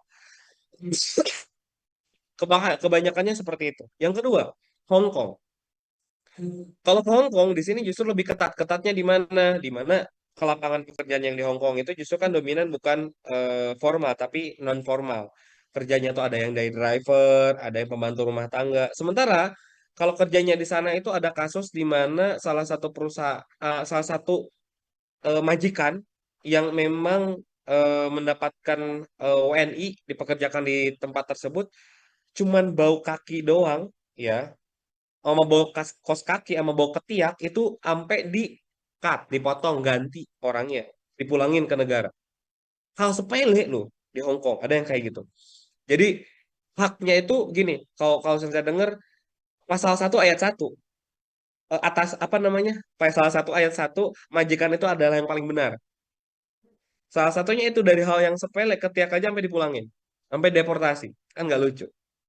Terus ada lagi di ranah Timur Tengah. Timur Tengah dengan wah gembar-gembornya pengen dibuka kembali karena kan Timur Tengah kalau yang sekarang nggak bisa diberangkatin. Kalau yang programnya pemerintah yang sekarang, yang legal itu ditutup loh semua. Nah, kenapa dulu Saudi Arabia ditutup? Karena faktor apa? Pertama, banyaknya tindakan kekerasan yang semena-mena dari majikan, karena ini kerjaannya bukan formal tapi non formal, sama juga pekerjaannya pembantu rumah tangga, driver kan gitu ya. Terus banyak juga tindakan-tindakan yang memang kalau kita orientasinya hukum gini loh, kalau kita misalkan kedapetan entah itu konsepnya nyuri atau apa, kalau di sana kan masih dengan hukumnya, maaf ya, kalau misalkan ketahuan nyuri dipotong kan ya lengannya gitu kan. Kalau misalkan kita melanggar norma-norma ya siap-siap hukumannya itu bukan di penjara tapi apa? Gantung kan gitu ya. Itu tuh terjadi ada loh. Nah, terus ada lagi yang menarik di ranah Saudi Arabia. Kita itu harus tahu konsep-konsep tentang masalah budaya pemahaman agama, terutama Islam. Yang dimana kalau misalkan kita pembantu rumah tangga, mau nggak mau nih, kita tuh kalau misalkan ada majikan pria, kita cewek nih, majikan pria minta buat bikinin kopi, kita tuh mau nggak mau harus ngasih dulu ke ibunya dulu. Udah dari si ibunya, si ibu yang ngasih ke suaminya, bukan kita langsung nyalip. Niatnya baik kan kita, request cepet, pengen fast respon, ngasih ke suaminya langsung. Ternyata itu salah itu loh. Ada beberapa orang yang nggak paham di ranah konteks tersebut sehingga punten ya ada yang penganiayaan apapun dan lain-lain. Nah, dari hal tersebut mungkin ya ini hanya referensi yang dimana di negara berkembang atau Timur Tengah yang kalian barangkali ingin impi-impikan berangkat ke sana itu aman atau tidak. Apalagi kasusnya Kamboja kan. Kemarin yang hits itu justru topik Kamboja dibahas di apa namanya di meja pertemuan yang dimana ternyata eh, si penjualan apa namanya eh ginjal atau apa sih itu tuh di Kamboja tuh TPPO. ya TPPO memang jual apa human lah ya, ini human trafficking lah gitu kan, jual manusia. Memang terjadi nak gitu loh. Kalian berangkat darinya dari PT udah nyampainya di sono ternyata kalian itu bukan dipekerjakan malah dijual. Nah, sampainya di sana ternyata ada kolaborasi antara pihak PT dan ya kalau kita bilang bisa mafia dengan orang medis. Nah, Ada di mana kita itu, punten lah, amit-amit ya, ini dijauhin aja. Disuntik bius udah kayak gitu tanpa sadarkan diri kita di OP gitu kan, diambil ginjalnya gitu loh. Ada juga yang memang dengan sadarkan diri, saya lagi butuh nih. Saya datang ke Kamboja, ketemu dengan orang Indonesia di sana, ya masih salah satu orang mafia juga kolaborasi. Ini saya mau jual ginjalnya saya. Dijual di situ. Ada juga yang gitu, ada. Nah, kan jadi bingung. Sensei tuh keder di situ. Sensei mengatasnamakan program Jepang. Set lah, Jepang nggak ada yang kayak ginian. Saya juga kan ya. Maaf, saya pribadi pernah tinggal di Jepang, nggak ada kayak gituan. Tindakan kekerasan ada juga, tetap ada sisi perlindungannya. Sampai ada juga yang dideportasi semaunya banget pihak perusahaan untuk deportasi. Di Jepang nggak ada kayak gitu loh. Terus ada juga barangkali dari sisi upah yang tidak sesuai. Kita ada pihak asosiasi yang memang bantu kita selama di Jepang. Kayaknya pas waktu saya hadir di seminar tersebut, Jepang lebih aman deh kayaknya gitu kan dibanding negara yang lain, pemikirannya sensei. Gitu. Karena saya mau ngomong tentang unek-unek juga, topiknya bukan tentang masalah perlindungan, tapi justru hal-hal teknis. Orang ingin berangkat ke Jepang masih ada oknum kayak yang sekarang punten ya, oknum calo, masuk LPK calo hadir. Pertama itu, yang kedua ada LPK yang memang penyangga di daerah, iming-iming bisa berangkatin ke Jepang cepet. Kalau yang di daerah saking polosnya orang-orangnya masuk ke lembaga tersebut, udah masuk pelatihan 1 tahun, 2 tahun, bahkan tidak ada kepastian apapun. Di sini si pesertanya itu merasa menjadi korban. Padahal ya salahnya tuh si pesertanya nggak nganalisa LPK itu bisa berangkatin atau enggak, izinnya apa. Kalau LPK kursusan dipilih ya lu mau ngapain? Lu nggak bakal berangkat ke Jepang, lu cuma dikasih fasilitas kursusan doang kan gitu ya. Nah, apalagi LPK penyangga kan gitu. Nah, terus Animation sensei. Nandes Kak. Nah, jadi banyak hal yang memang Sensei pas waktu di forum itu ingin sampaikan, tapi hal-hal teknis gitu loh. Bukan hal-hal yang kredit besar gitu pas waktu di luar negerinya. Karena di Jepang tuh aman gitu loh. Nah makanya di sini punten Sensei lebih ke berdiskusi dengan teman-teman. Kalian itu yang sekarang mungkin ingin memilih negara yang aman, ya kita pilih itu negara maju. Ya, pertama itu. Yang kedua, negaranya itu memang dari sisi perlindungan aktualnya siapa yang pasang badan kalau misalkan kalian ada masalah di perusahaan, penanganannya seperti apa. Karena banyak juga oknum-oknum LPK yang kayak gini mindsetnya. Maaf, ini jadi wawasan ya. Sensei nggak mau menjatuhkan LPK manapun. Makanya di forum ini Sensei nggak bakal ngomong LPK-nya. Meskipun Sensei tahu. Adapun LPK yang kayak gini. Kalian tuh yang polos ya, kondisinya belum mengerti, paham tentang program, lembaga. Diiming-imingi lah bisa berangkat ke Jepang, tenang aja. Bayar untuk biaya keberangkatan sekian-sekian. Diiming-imingi program ilegal. Ilegalnya kayak gimana? Saya kasih tahu deh.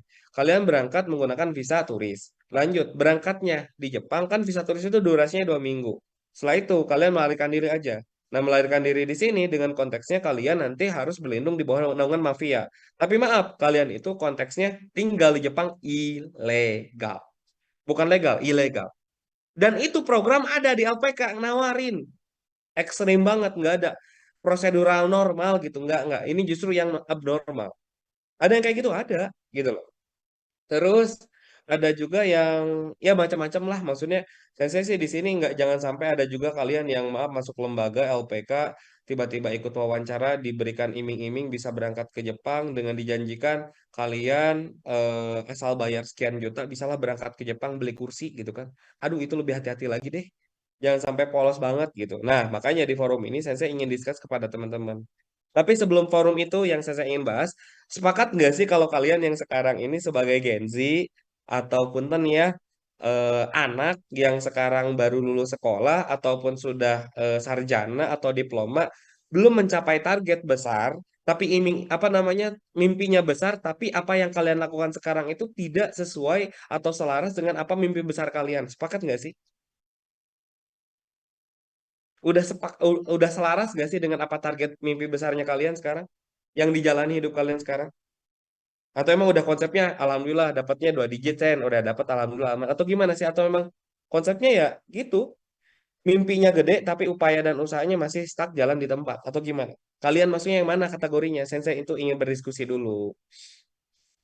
Hmm, nggak ada respon nih. Suara sensei apa emang nggak ada suaranya? Maaf. Halo, kedengaran suara Sensei?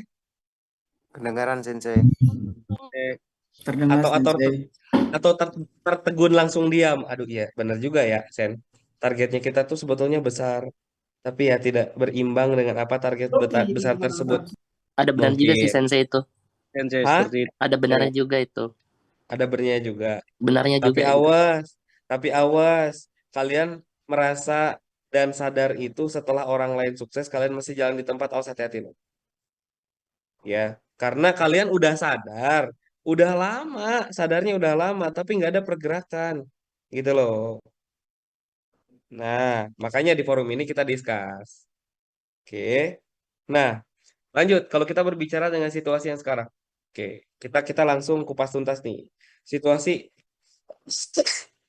di Indonesia yang sekarang, kalian itu harus benar-benar paham hal ini justru. Ya, terlihat kan ya di layar?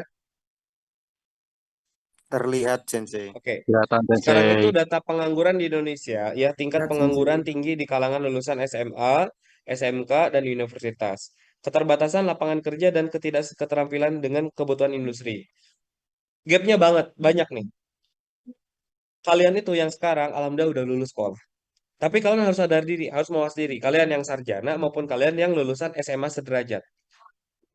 Perusahaan di Indonesia itu sekarang pakai polanya pintar. Mereka tuh nggak mau mempertahankan orang, apalagi jadi karyawan tetap. Mereka konsepnya apa? Kontraknya 1 tahun. Nah, Betul Sensei. yang tahun kemarin, lulusan tahun kemarin, mereka tuh sudah berpengalaman, alhamdulillah beres. Tapi maaf, karena memang kontraknya cuma 1 tahun. Ya, kontraknya cuma 1 tahun. Di sini, maaf apa aja nih, menjadi anggota atau peserta yang bersaing dengan kalian sekarang kerja. Nah, sementara kalian yang memang, maaf sekarang statusnya pencakar, bersaing dengan orang yang sudah berpengalaman di tahun kemarin. Gitu loh. Makanya saya bertanya ke kalian, kalau kalian jadi HRD, kira-kira mau pilih orang yang berpengalaman, atau kalian yang memang masih pemula? Kira-kira mau yang mana? Pengalaman Sensei. Logis lah, orang yang berpengalaman kan, meskipun baru 1 tahun, itu yang dipekerjakan orang fresh graduate. Kadang kan kalau misalnya kerja juga nyusahin tuh, ngerepotin. Karena apa? Harus dididik lagi dari awal, gitu loh. Itu yang pertama. Yang kedua, kita berbicara kalian yang lulusannya, maaf, yang mungkin sekarang lulusan notabene SMA maupun SMK ya, maaf.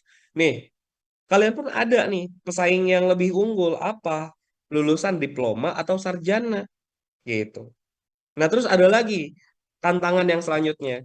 Kadang kita lulusan SMA maupun sarjana, misalkan SMK pertanian ataupun sarjana jurusannya maaf di bidang medis. Peluang kerja di depan mata itu di perkantoran. Ada ketidaksesuaian tuh dari peluang kerja. Sehingga di sini tingkat kelulusan kita itu lebih minim gitu loh. Itu kondisi situasi yang memang terjadi dan maaf banyaknya job fair kan banyaknya job fair jong kan kalau yang sekarang. Saya bukan berarti maaf teman-teman yang sekarang ikut job fair itu dapat jong juga enggak. Tapi ini alhamdulillah kalian bertemu dengan ISO Jepang yang job fair kemarin yang ada di Jakarta kita bisa sharing diskusi meskipun kita nggak bisa fasilitasi kalian bekerja, kita bisa fasilitasi di online kelas ini. Moga-moga kalian apa namanya termenung ya dengan apa kalian ingin apa sih ke depannya. Coba pikirkan. Nih, wajar kalau misalkan kita ngelamar ke beberapa perusahaan, ternyata situasi yang ada di Indonesia itu justru SDM-nya banyak, peluang kerjanya sedikit. Berbanding terbalik dengan Jepang. SDM-nya justru sedikit kalau di Jepang, peluang kerjanya banyak. Nah, makanya di sini potensi SDM yang dimiliki oleh Indonesia memiliki antusiasme tinggi untuk bekerja ke luar negeri. Banyak-banyak. Orang tuh pengennya ke luar negeri. Kabur aja dulu itu kan ada ya. Nah, karena apa? Kita tuh udah muak dengan situasi di Indonesia. Nyari pekerjaan tuh sulit. Oke, nggak nyari pekerjaan. Tapi kerja di Indonesia tidak menjamin. Kan itu yang terjadi ya. Makanya banyak orang yang memang berpikir cerdas, berpikir cepat. Kalau kerja ke luar negeri itu adalah pilihan yang mungkin masuk ke konsepnya utama ataupun terakhir, ide apa namanya logis yang dipikirkan. Karena apa? Saya itu untuk kedepannya akan menikah. Kedepannya saya ingin berbisnis. Kedepannya saya pengen rumah. Saya tidak langsung mimpi besar yang timbul, tapi kalau memang pergerakan kita tidak sepadan, apa mimpi besar tidak akan bisa tercapai. Makanya ke luar negeri jadi pilihan. Nah, mungkin kalau kondisinya sekarang, mungkin teman-teman juga mulai terbesit ya. Kayaknya ingin ke luar negeri. Kan gitu mungkin ya. Tapi tetap di sini konteksnya kalian itu kalau ke luar negeri udah paham belum lo alurnya gitu kan. Kalau mau program magang itu kayak gimana ke luar negeri misalkan ya ini saya mau perkenalkan tentang program Jepang. Magang Jepang itu seperti apa, intercompany, visa intercompany ke Jepang itu bagaimana, visa engineering ke Jepang itu seperti apa, visa Tokutei no program SSO ke Jepang itu seperti apa. Teman-teman pernah dengar nggak sih program-program tersebut? Hai, pernah dengar nggak? Belum Pernah, sensei. Belum Baru pertama sensei. kali sekarang. Belum. Pernah sensei. Masih belum Oke, Sensei. Pernah sip. sensei. Gak apa-apa, moga-moga jadi referensi ya buat teman-teman. Kalau lebih semangat kalau kalian belum nih. Kalau yang sudah, ada juga nggak yang sudah udah paham? Ada nggak? Kalau Sudah paham dibilangnya, sensei. dibilangnya sensei belum, oh sensei akan lebih semangat. Bentar, nih materinya di sini nih. Sensei langsung ke gap poin inti aja deh, jangan biar nggak terlalu bertele-tele ya. Nah, kita berbicara tentang nih kesempatan. Oke, maaf. Kita berbicara kesempatan dulu deh. Kesempatan untuk bekerja ke luar negeri itu apa aja yang tentunya biar kita ada gambaran utuh. Oh iya, ke depannya akan seperti apa kan gitu ya. Kita matene. Di sini kita melihat ini nih. Di sini saja topik intinya. Oke. eh di sini ada memperkuat kemitraan Indonesia-Jepang dalam sektor tenaga kerja, peluang, tantangan, dan solusi. Nah, ini Jepang. Karena apa? Jepang sekarang mengalami krisis, yang dimana krisisnya itu sendiri sumber daya manusia yang di Jepang itu dengan mindsetnya, maaf, mereka itu gini loh kondisinya sekarang. Enggan untuk menikah, pertama itu. Yang kedua, krisis kependudukan, yang dimana angka kelahiran minim karena enggan untuk menikah itu sendiri. Terus angka lansia itu justru lebih mendominasi dibanding angka kelahiran dan kaula muda. Sehingga Jepang yang sekarang mengalami krisis, yang dimana perusahaan itu sukar untuk mencari pekerja dan banyak perusahaan yang bangkrut karena faktor peluang kerja ada tapi tenaga pekerjanya nggak ada gitu loh. Makanya per tahun 2019 Jepang itu launching dengan program baru namanya program SSW. Kalau dulu Sensei masuknya program magang yang awal tuh. Karena kalau program SSW belum ada pas waktu Sensei berangkat. Nah, program SSW per tahun 2019 hadir, launching dengan angka kebutuhan. Ya, nih, pertama nih. 345.140 orang. Ini peluang untuk penempatan 14 sektor kerjaannya formal, bukan non formal kayak yang tadi di Timur Tengah, bukan. Formal. Kita kerjanya di pabrik. Terus nih, per tahun 2024 dan kebutuhan per tahun 2029 Jepang itu launching dengan programnya yang baru, yang dimana angka kebutuhannya hampir di 820.000 SDM yang dibutuhkan negara Jepang. Terbagi menjadi 17 sektor, ya. Nah, bidang kerjanya apa aja, Sensei, gitu kan? Nah, di sini bidang kerjanya, maaf. Nah, bidang kerjanya ini. Nah, kalau kita berbicara kupas tuntas bidang kerjanya apa aja, Sensei? Ada yang keperawatan, industri elektronik informatika, industri akomodasi, terus ada perikanan, ada industri pembersih gedung, industri material, industri pembuatan mesin kapal, industri mesin industri, perbaikan perawatan kendaraan, industri konstruksi, ada industri layanan makanan, industri penerbangan, industri makanan dan minuman, lanjut pertanian dan perikanan. Nah, ada juga perhotelan, ada industri akomodasi, kan begitu. Ada juga yang di ranah pelayanan, ada food service nih, gitu kan, industri layanan makanan. Kita berbicara di angka yang di 345.000, naik di angka 820.000. Kan kita ini bisa tarik kesimpulan, Jepang itu sedang membutuhkan SDM ya. Yang tentunya ini adalah kesempatan untuk kita mendapatkan kesempatan tersebut, gitu loh. Nah, kami, ISWA Jepang memfasilitasi program untuk peserta berangkat ke luar negeri. Ya, di antaranya ada program studi di Jepang, program SSW atau program Tokutei no yang tadi peluang kerjanya tuh hampir di angka 820.000 kebutuhan. Ada juga program magang Jepang. Nah, ini justru saya balik lagi kepada teman-teman yang sekarang kalau program magang udah paham belum, program SSW paham belum, intercompany ke Jepang paham belum? Karena kalau kami sih di sini fokusnya program legal atau program resmi untuk kalian berlatih dan ditempatkan ke luar negeri. Nah, Kalau programnya intercompany apa sih Sensei? Maaf ya, kita jelaskan yang tidak ada dulu. Pertama, program intercompany. Program intercompany itu adalah pemberangkatan ke luar negeri, ke Jepang. Tapi konteksnya ada perusahaan Jepang yang ada di Indonesia dan perusahaan Jepang yang ada di Jepangnya. Seolah-olah ini adalah cabang perusahaannya. Nah, dari cabang perusahaan yang ada di Jepang, ya, ada di Indonesia orang-orangnya, diberangkatkanlah ke Jepang, gitu kan ya. Tapi di tempat yang sama. Nah, itu biasanya disebut program intercompany. Satu. Yang kedua, adapun lulusan sarjana, ya, kalau di diploma enggak, sarjana. Yang pertama ada sarjana backgroundnya mesin, ya, itu ada untuk program namanya engineering atau program tenaga ahli. Saya kalau saya bagaimana di ranah informatika ada nggak? Ada, tapi sedikit kesempatannya gitu loh. Bahkan kalau kami di sini informatika nggak fasilitasi karena apa? Yang dibutuhkan di informatika itu tenaga ahli, yang dimana orangnya itu kalau misalkan dia ditempatin di Jepang, dia harus dapat sertifikat bahasa Jepang dulu setara dengan N1, JLPT N1. Sensei sekarang alhamdulillah udah dapat N2. Nah, sertifikat N1 berarti kan digitnya lebih tinggi. Nah, orang-orang yang memang ditempatkan di bidang informatika jurusannya masuknya ke bidang ada bidangnya tapi harus ada sertifikat itu tinggi gitu kan. Terus kalau untuk yang sementara ini seperti itu untuk yang di program engineering yang sekarang. Jadi lulusannya rata-rata S1 manajemen tapi di sana mesin dan lain-lain gitu kan.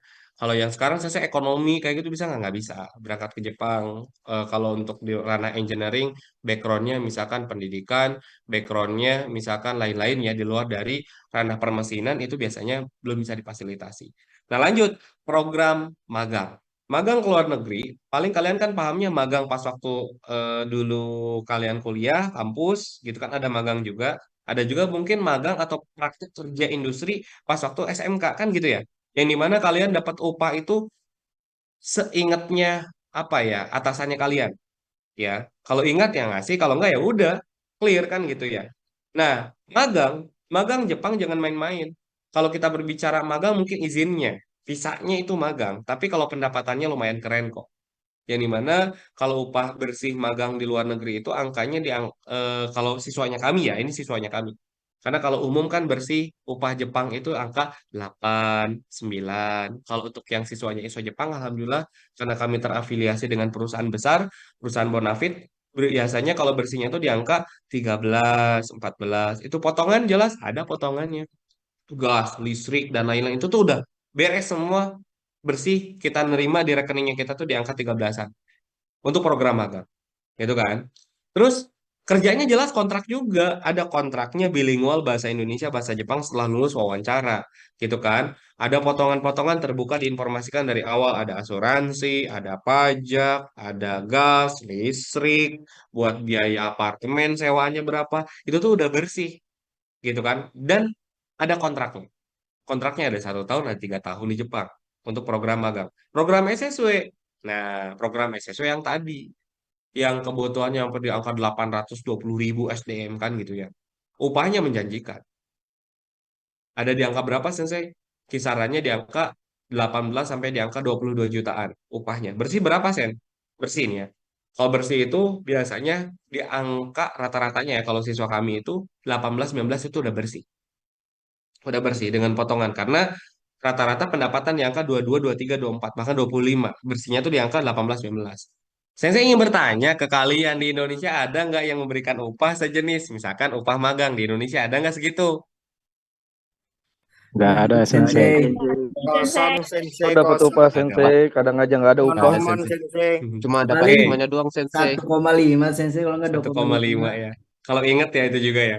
Tapi kalau di anak ISO ya di sini yang magang PKL yang SMK tuh mereka udah dapat tuh 2.000 mereka tuh di sini di tempat kita 2.000 loh.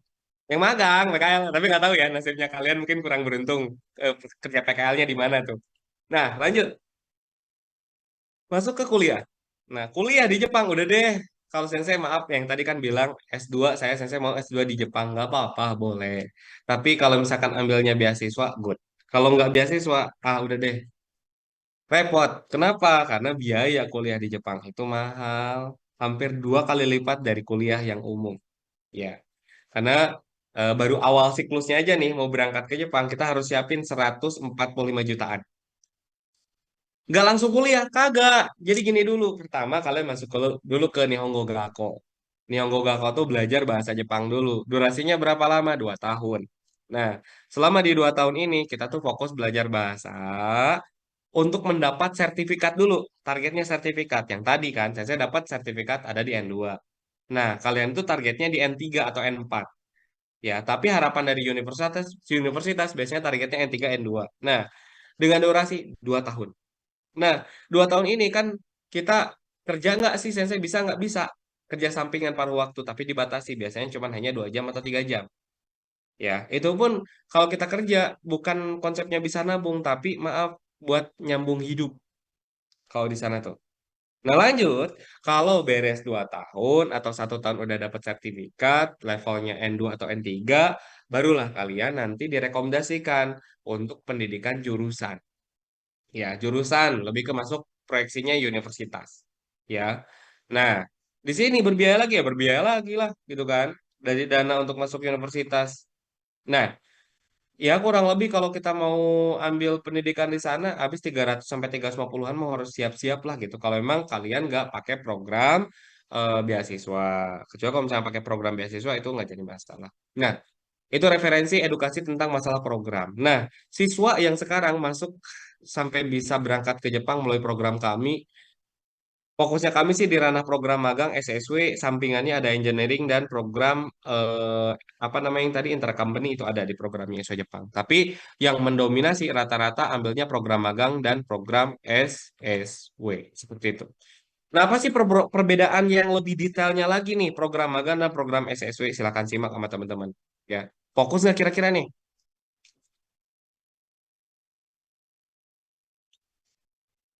Fokus nyimak apa enggak? Jangan sampai diam-diam cuma dengerin cerita doang Sensei. Nyimak Sensei. Nyimak ya. Aman-aman. Oke, biar Sensei bisa lebih semangat, coba silakan ketik di grup yang sekarang kalian berada. Apa? Tutupnya ya simple. Tolong apa ya? Edukasi perbedaan magang dan SSW. Coba ketik. Berapa orang yang ngetik? Sensei kerjain, masa ya Sensei suka narasumber nggak punya hak. Sensei punya hak dong. Jangan sampai kalian ikut dengerin apa seminarnya Sensei, kalian cuma rebahan apa, nggak fokus, males. Ini topik penting nih. Ini topik penting. Kebetulan saya sudah mengalami di program magang maupun program SSW, jadi Sensei bisa nanti di sharing. Setelah ini baru kita sharing nih. Oke. Wah, luar biasa langsung ketik ya. Oke, Sensei tunggu nih. Ntar. Sensei agak-agak sakit, maaf ya. Maksudnya takutnya performanya kurang maksimal. Jadi mohon dimaklumi, nggak apa-apa kan ya teman-teman semua? Dimaklumi kan ya, maaf ya. Takutnya kurang maksimal nih. Agak-agak demam ini Sensei tuh. Edukasi perbedaan magang dan SSW. Oke, siap, gas. Baru 1 orang.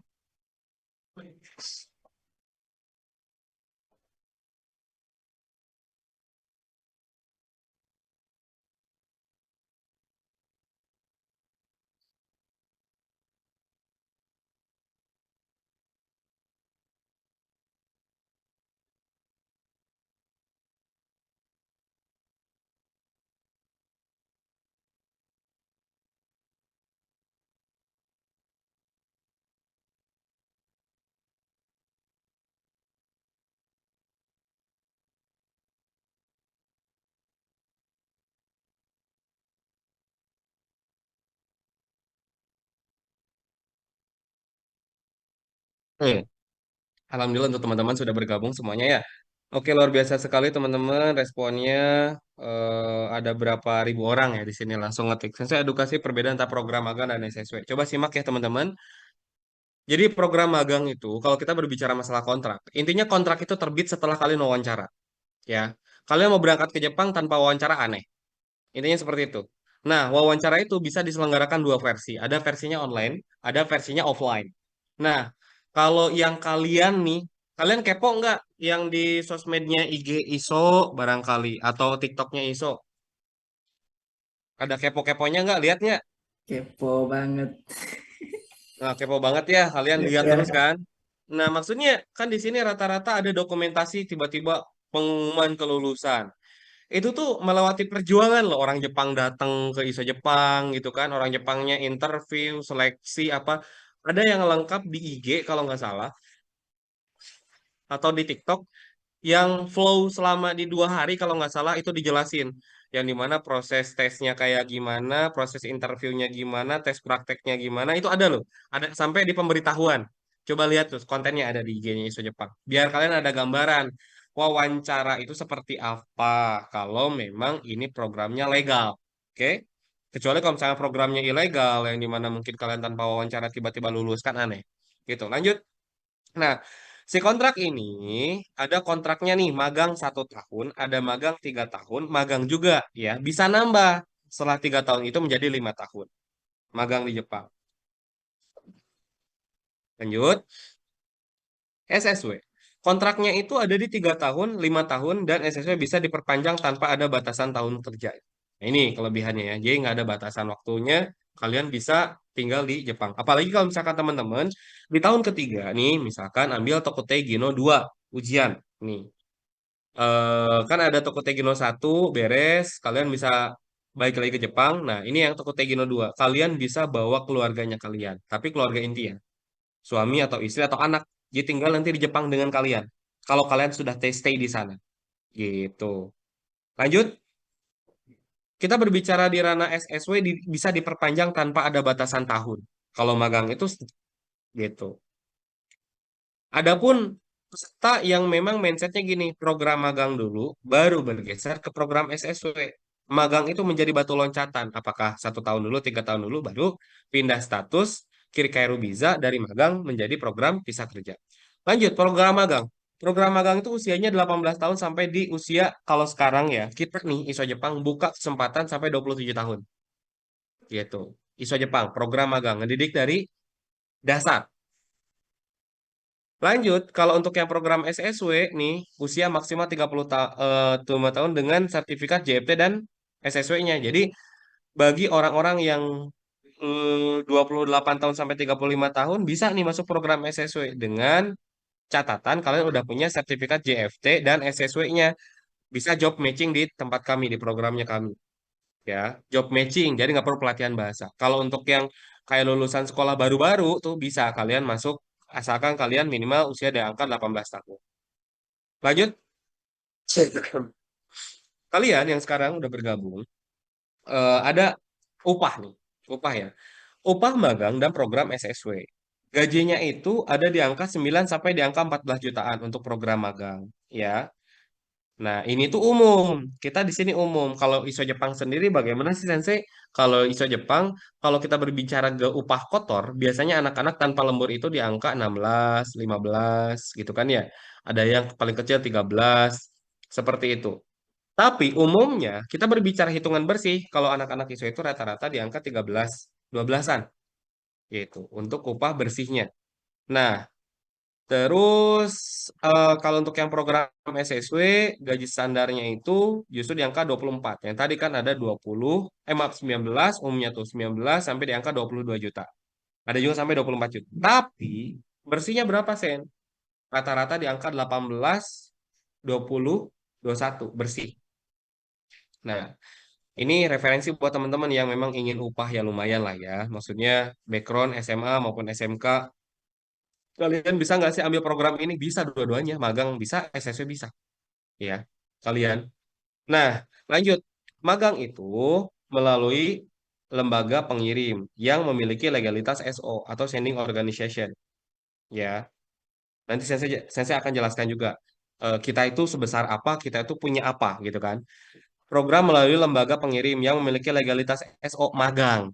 Anda yang kadang salah pilih lembaga itu, ada LPK yang di daerah, kalian mindsetnya ya udah mending pilih LPK yang deket deket rumah biar bisa hemat. Edan milih LPK yang cuman kursusan doang. Lamanya kursusan lu di situ lama tuh belajar doang. Mindsetnya lu pengen magang ke Jepang, dapat lembaga yang dipilih malah LPK kursusan di daerah, ya udah setengah mati belajar lama. Gitu loh. Dan jangan berharap Anda bisa interview. Karena apa? Biasanya interview itu bisa didapatkan kesempatan dari mana? Dari mana, Ceng? Dari mitra SO. Nah, dari mitra SO. Dari LPK yang sudah punya SO. SO itu apa sih, Sen? Singkatan dari apa? Sending Organization. Yang dimana izin tersebut bisa terbit kalau si LPK itu sudah punya mitra perusahaan, mitra asosiasi, dan bisa memberangkatkan ke Jepang. Gitu loh. Nah, baru dari pihak kementerian itu memberikan legalitas SO-nya. Nah, ini yang jadi masalah, gitu kan? Yang jadi masalah nih, banyak LPK yang ada di daerah justru gembar-gembor saya bisa memberangkatkan ke Jepang, tapi ya LPK-nya masih LPK, izinnya kursusan. Gitu. Lanjut.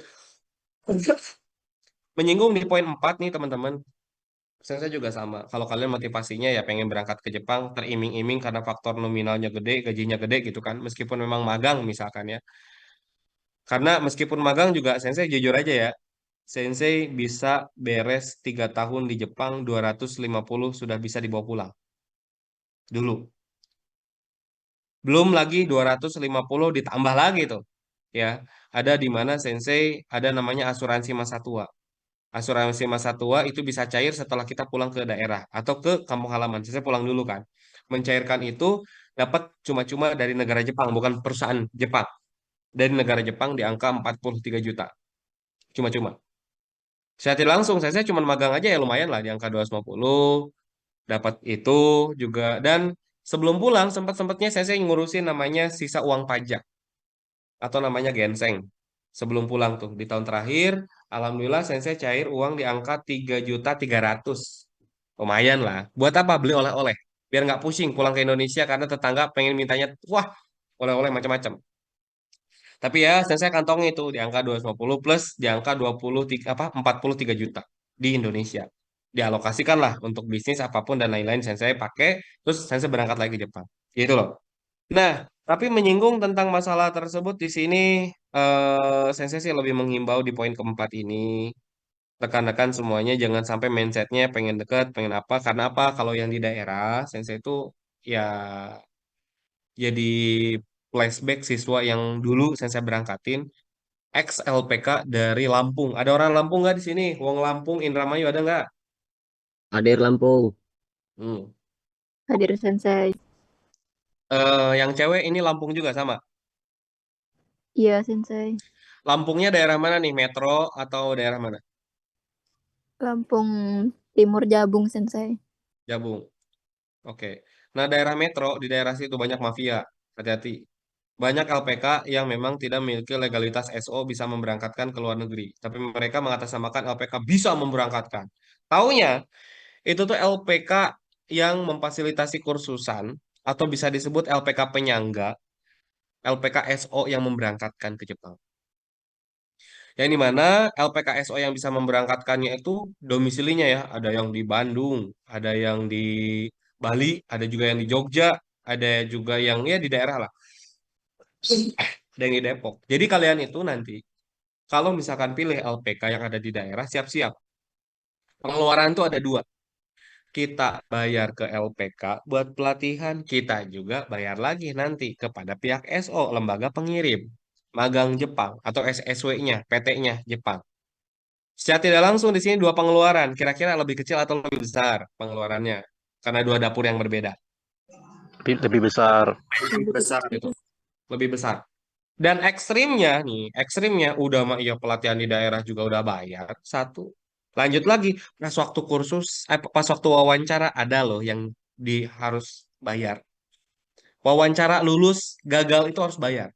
Jadi nggak include gitu loh. Kalau misalkan kita wawancara gagal, angus. Nominalnya berapa? Sekali wawancara ada yang dipungut 1.400.000, 1.500.000. Gagal. Udah mah iya kita ngeluarin rogoh kocek buat ongkos.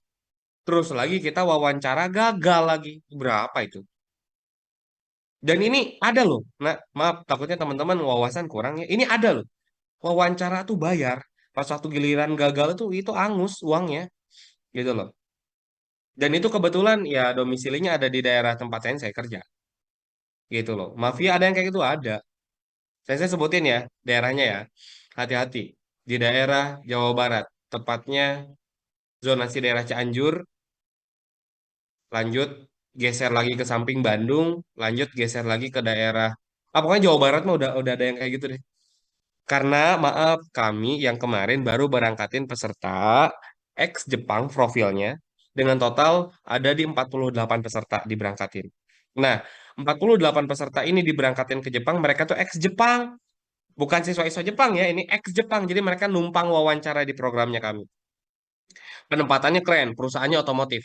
Ya, vendor perusahaan terkemuka Mitsubishi, Daihatsu, dan Honda. Perusahaannya Aisin namanya tuh. Kita sudah berangkatin peserta di tempat tersebut hampir di angka 600 orang. Nah, yang angkatan kemarin saya berangkatin tuh 46 orang. Di situ tuh ada program magang atau program SSW mereka yang ex Jepang itu dapatnya SSW. Nih, ada cerita ya dari mereka. Nah, saya kan penasaran. Kalau yang diberangkati itu selalu diinterview sama Sensei. Alhamdulillah, saya dapat info, ternyata dari total peserta itu hampir di 60%-nya programnya sejenis. Maksudnya apa? Wawancara berbayar dulunya. Mereka berangkat ke Jepang pernah, tapi sistemnya wawancara berbayar. Gagal, angusnya sekitar di 1,3, 1,5. Wawancaranya nggak sekali lulus. Ada yang lulusnya tuh udah 3 kali, ada 4 kali. Makanya pas waktu saya tanya, kamu berangkat ke Jepang habis berapa emang? Terbuka, yuk. Aku tuh ya habis hampir di 60 juta, 70 juta, bahkan ada yang sampai 80 juta berangkat ke Jepang. Gila, saya bilang. Kalian segitu bayarnya? Iya, Sen. Dulu tuh perjuangan banget berangkat ke Jepang. Makanya pas waktu di tahun pertama berangkat ke Jepang tuh, wah pokoknya udah deh. Kita mah udah nggak mikirin tentang apa yang memang bisa didapat. Lebih dominan bayar utang aja, Sen, katanya. Gitu loh. Dan sampai saat ini si lembaga tersebut masih berjalan. Anehnya tuh saya nggak habis pikir. Lanjut lagi lanjut ya. Nah, makanya jangan salah pilih LPK deh. Maksudnya kalau saya mah di sini mengedukasi ke teman-teman, ending akhirnya mau masuk ke apapun lembaganya, SO manapun, sok silakan saya support. Bagus. Ke luar negeri pilihan untuk bisa berkarir ke luar negeri itu bagus banget. Tapi pilih-pilih analisa yang baik. Jangan sampai karena faktor iming-iming brosur, iming-iming lisan, iming-iming keluarga, iming apapun. Makanya paham literasi administrasi proses sampai berangkat ke Jepang terus benar-benar disimak gitu loh. Lanjut nih, kalau SSW kalian itu bisa melalui lembaga pengirim P3MI. Kalau yang sekarang berseliweran di Facebook banyak kan pengolahan makanan, berapa orang, berapa ribu orang. Hati-hati, itu program perseorangan. Biasanya diberangkatkan melalui skema mandiri gitu loh. Dengan skema mandiri, bukan oleh pihak P3MI. Kami, alhamdulillah, ISO Jepang sudah memiliki legalitas P3MI tersebut. Seperti itu. Ya, legalitasnya sudah ada. Program SOE magangnya udah ada. Tenang. Bahkan kami sudah punya izinnya itu ada di 5 kalau sekarang ISO Jepang tuh. Makanya program magangnya lancar, untuk program SSO-nya juga alhamdulillah banyak. Dan keunggulan kami memberangkatkan kalian itu berangkat ke Jepang bukan program perseorangan, tapi skemanya P2P. Apa sih P2P itu? Jadi legal dari KP2MI atau Kementerian Perlindungan Pekerja Migran untuk P3MI yang bisa memberangkatkan dengan skema P2P itu dengan catatan kita bekerja sama dengan pihak Jepang dan perusahaan yang ada di Indonesia. Nah, si PT-nya ini sudah join, udah kerjasama, tapi di bawah naungan kementerian. Sehingga kalau pesertanya diberangkatkan ke Jepang, kalau ada masalah apapun dan lain-lain, pihak P3MI-nya itu akan bertanggung jawab.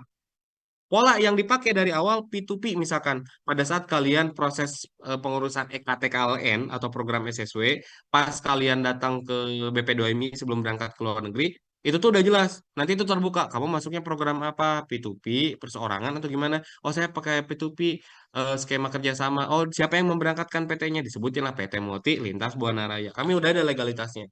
Gitu. Lanjut. Nah, ini poin penting nih. Di poin 5, tidak perlu ada sertifikat bahasa untuk kalian di program magang dan tidak perlu ada sertifikat bidang kerja atau skill untuk yang di poin 5 magang nih. Nggak perlu. Minimal kalian pendidikan.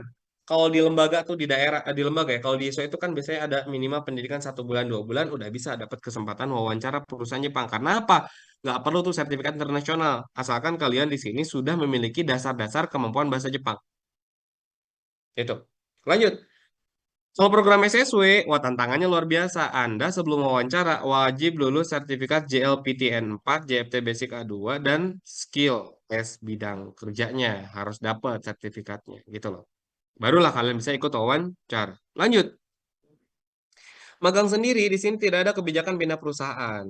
Kalau nanti sudah nyampainya di Jepang. Kalau SSW bisa pindah perusahaan sesuai dengan bidang kerjanya kalian. SSW itu. Lanjut, kalau magang tidak boleh pulang ke tanah air dalam masa kontrak SSW apa magang ya. Kalau saya ada berita duka izin pulang boleh nggak? Bisa. Tapi ya sepengetahuan pihak perusahaan gitu loh. Nah terus kalau yang program SSW bagaimana mendapatkan hak dan kewajiban yang sama dengan pekerja Jepang seperti cuti dan mendapat tunjangan-tunjangan. Maksudnya gini, di sini jangan sampai blunder. Magang dan SSW itu sama. Kalau kita berbicara hak dapat cuti, dapat. Cuti itu dalam per tahun itu, tahun pertama biasanya ya, dapat 10 hari. Tahun kedua 11 hari. Tahun ketiga 12 hari. Seperti itu, step by stepnya.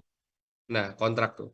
Terus, kalian juga di sini, kalau misalkan kita berbicara cuti, mungkin bedanya ya. Kalian itu kalau orang yang magang itu nggak bisa cuti ke tanah air. Kalau yang SSW, bedanya bisa pulang ke tanah air, gitu loh. Ya. Nah, kira-kira dari teman-teman, kalau kita berbicara program SSW nih atau magang, kalian itu saya mau bertanya dialog aja.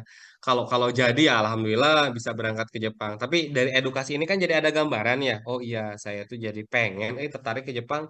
Tapi apakah program magang atau program SSW? Yang lanjutnya, kira-kira kalian tuh mau bidang kerjanya apa gitu loh. Dan saya mau tahu nih pada teman-teman. Coba silakan di forum atau di komunitas itu coba ketik nama kalian. Pertama itu, yang kedua domisili ya. Yang ketiga, kira-kira kalian itu mau pilih program apa sih? Magang atau program SSW? Kira-kira ya kalian. Terus lanjut, kira-kira bidang kerjanya apa? Coba silakan. Kalau nyimak pasti bisa ngetik tuh infonya itu. Coba ketik di grup deh. Ya, sambil Sensei ambil dulu charger. Kayaknya ini laptopnya nggak sesemangat seperti Sensei memberikan pemaparan. Ternyata ada kekurangan baterainya mau habis. Ntar ya, sok coba. Kira-kira apa sih? Kalau kalian bisa respon, berarti kalian udah bisa ngukur. Ya ingat jangan sampai lupa nama, domisili, terus programnya yang mana nih, magang atau SSW. Lanjut, bawahnya bidang kerjanya apa. Nah, ini juga ada beberapa yang perlu ditandatangan. Dan serta magang FIK nanti sekarang ini langsung aja kalian untuk langsung kita tanda tangan ini bahwa mau gini dibilang dulu semuanya baru kan dari awal sekarang juga mau jadi seperti itu. Ada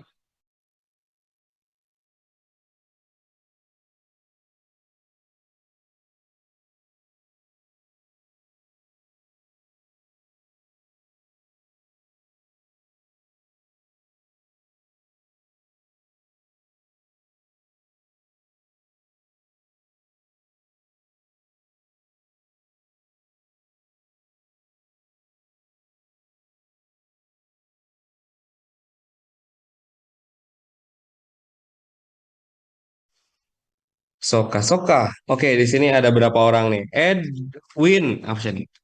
Edwin Syah Rizky Maulana dari Jakarta. Saya mau ambil SSW, Pabrik Industri Makanan.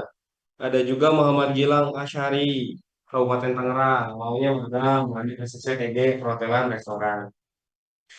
Siapa lagi yang ngomong? Banyak yang ngomong ya. Nah, lanjut lagi ada Idlam Adi Laksono Tegal SSW Kaigo bisa Bayu Prastio Depok maunya SSW tapi permesinan. Lanjut lagi ada Mei itu pengennya Jakarta apa kayak Jakarta domisili Jakarta industri pertanian. Ada juga Muhammad Fakih Mubarok, oke, dari Temanggung. Selanjutnya ada pula Bram Brahmana Baskara Jakarta pengolahan makanan. Selira Anissa Brilian Marangin program magang IT. Oke, Faris Padilla Depok pengembangan sistem. Oke, Radit. Sip. Ya macam-macam lah ya teman-teman semuanya. Kalau dari sisi pemahaman, insya Allah berarti kan teman-teman udah bisa membedakan. Ya kira-kira, oh saya tuh kalau misalkan jenjangnya ke luar negeri, khususnya ke Jepang, oh saya mau pilihnya program magang. Oh magang, tapi ada juga kesempatan program SSW. Nah kan diambil yang program SSW. Nah, di sini alhamdulillah saya bisa memberikan edukasi tambahan lainnya, seberapa besar ISO Jepang sehingga bisa sampai bisa memberangkatkan ya. Sekarang itu terupdate ISO Jepang terafiliasi ada APPI-nya, Nah, APPI itu adalah asosiasi ya, yang tentunya kita juga bergerak di bawah naungan APPI ya, asosiasi untuk pemagangan luar negeri. Terus kami juga ada SO dan lain-lain, biar lebih enak saya coba nih sampaikan dengan adanya tayangan ya. Dari jumlah 3.500 peserta yang sudah diberangkatkan ke Jepang, tentunya kami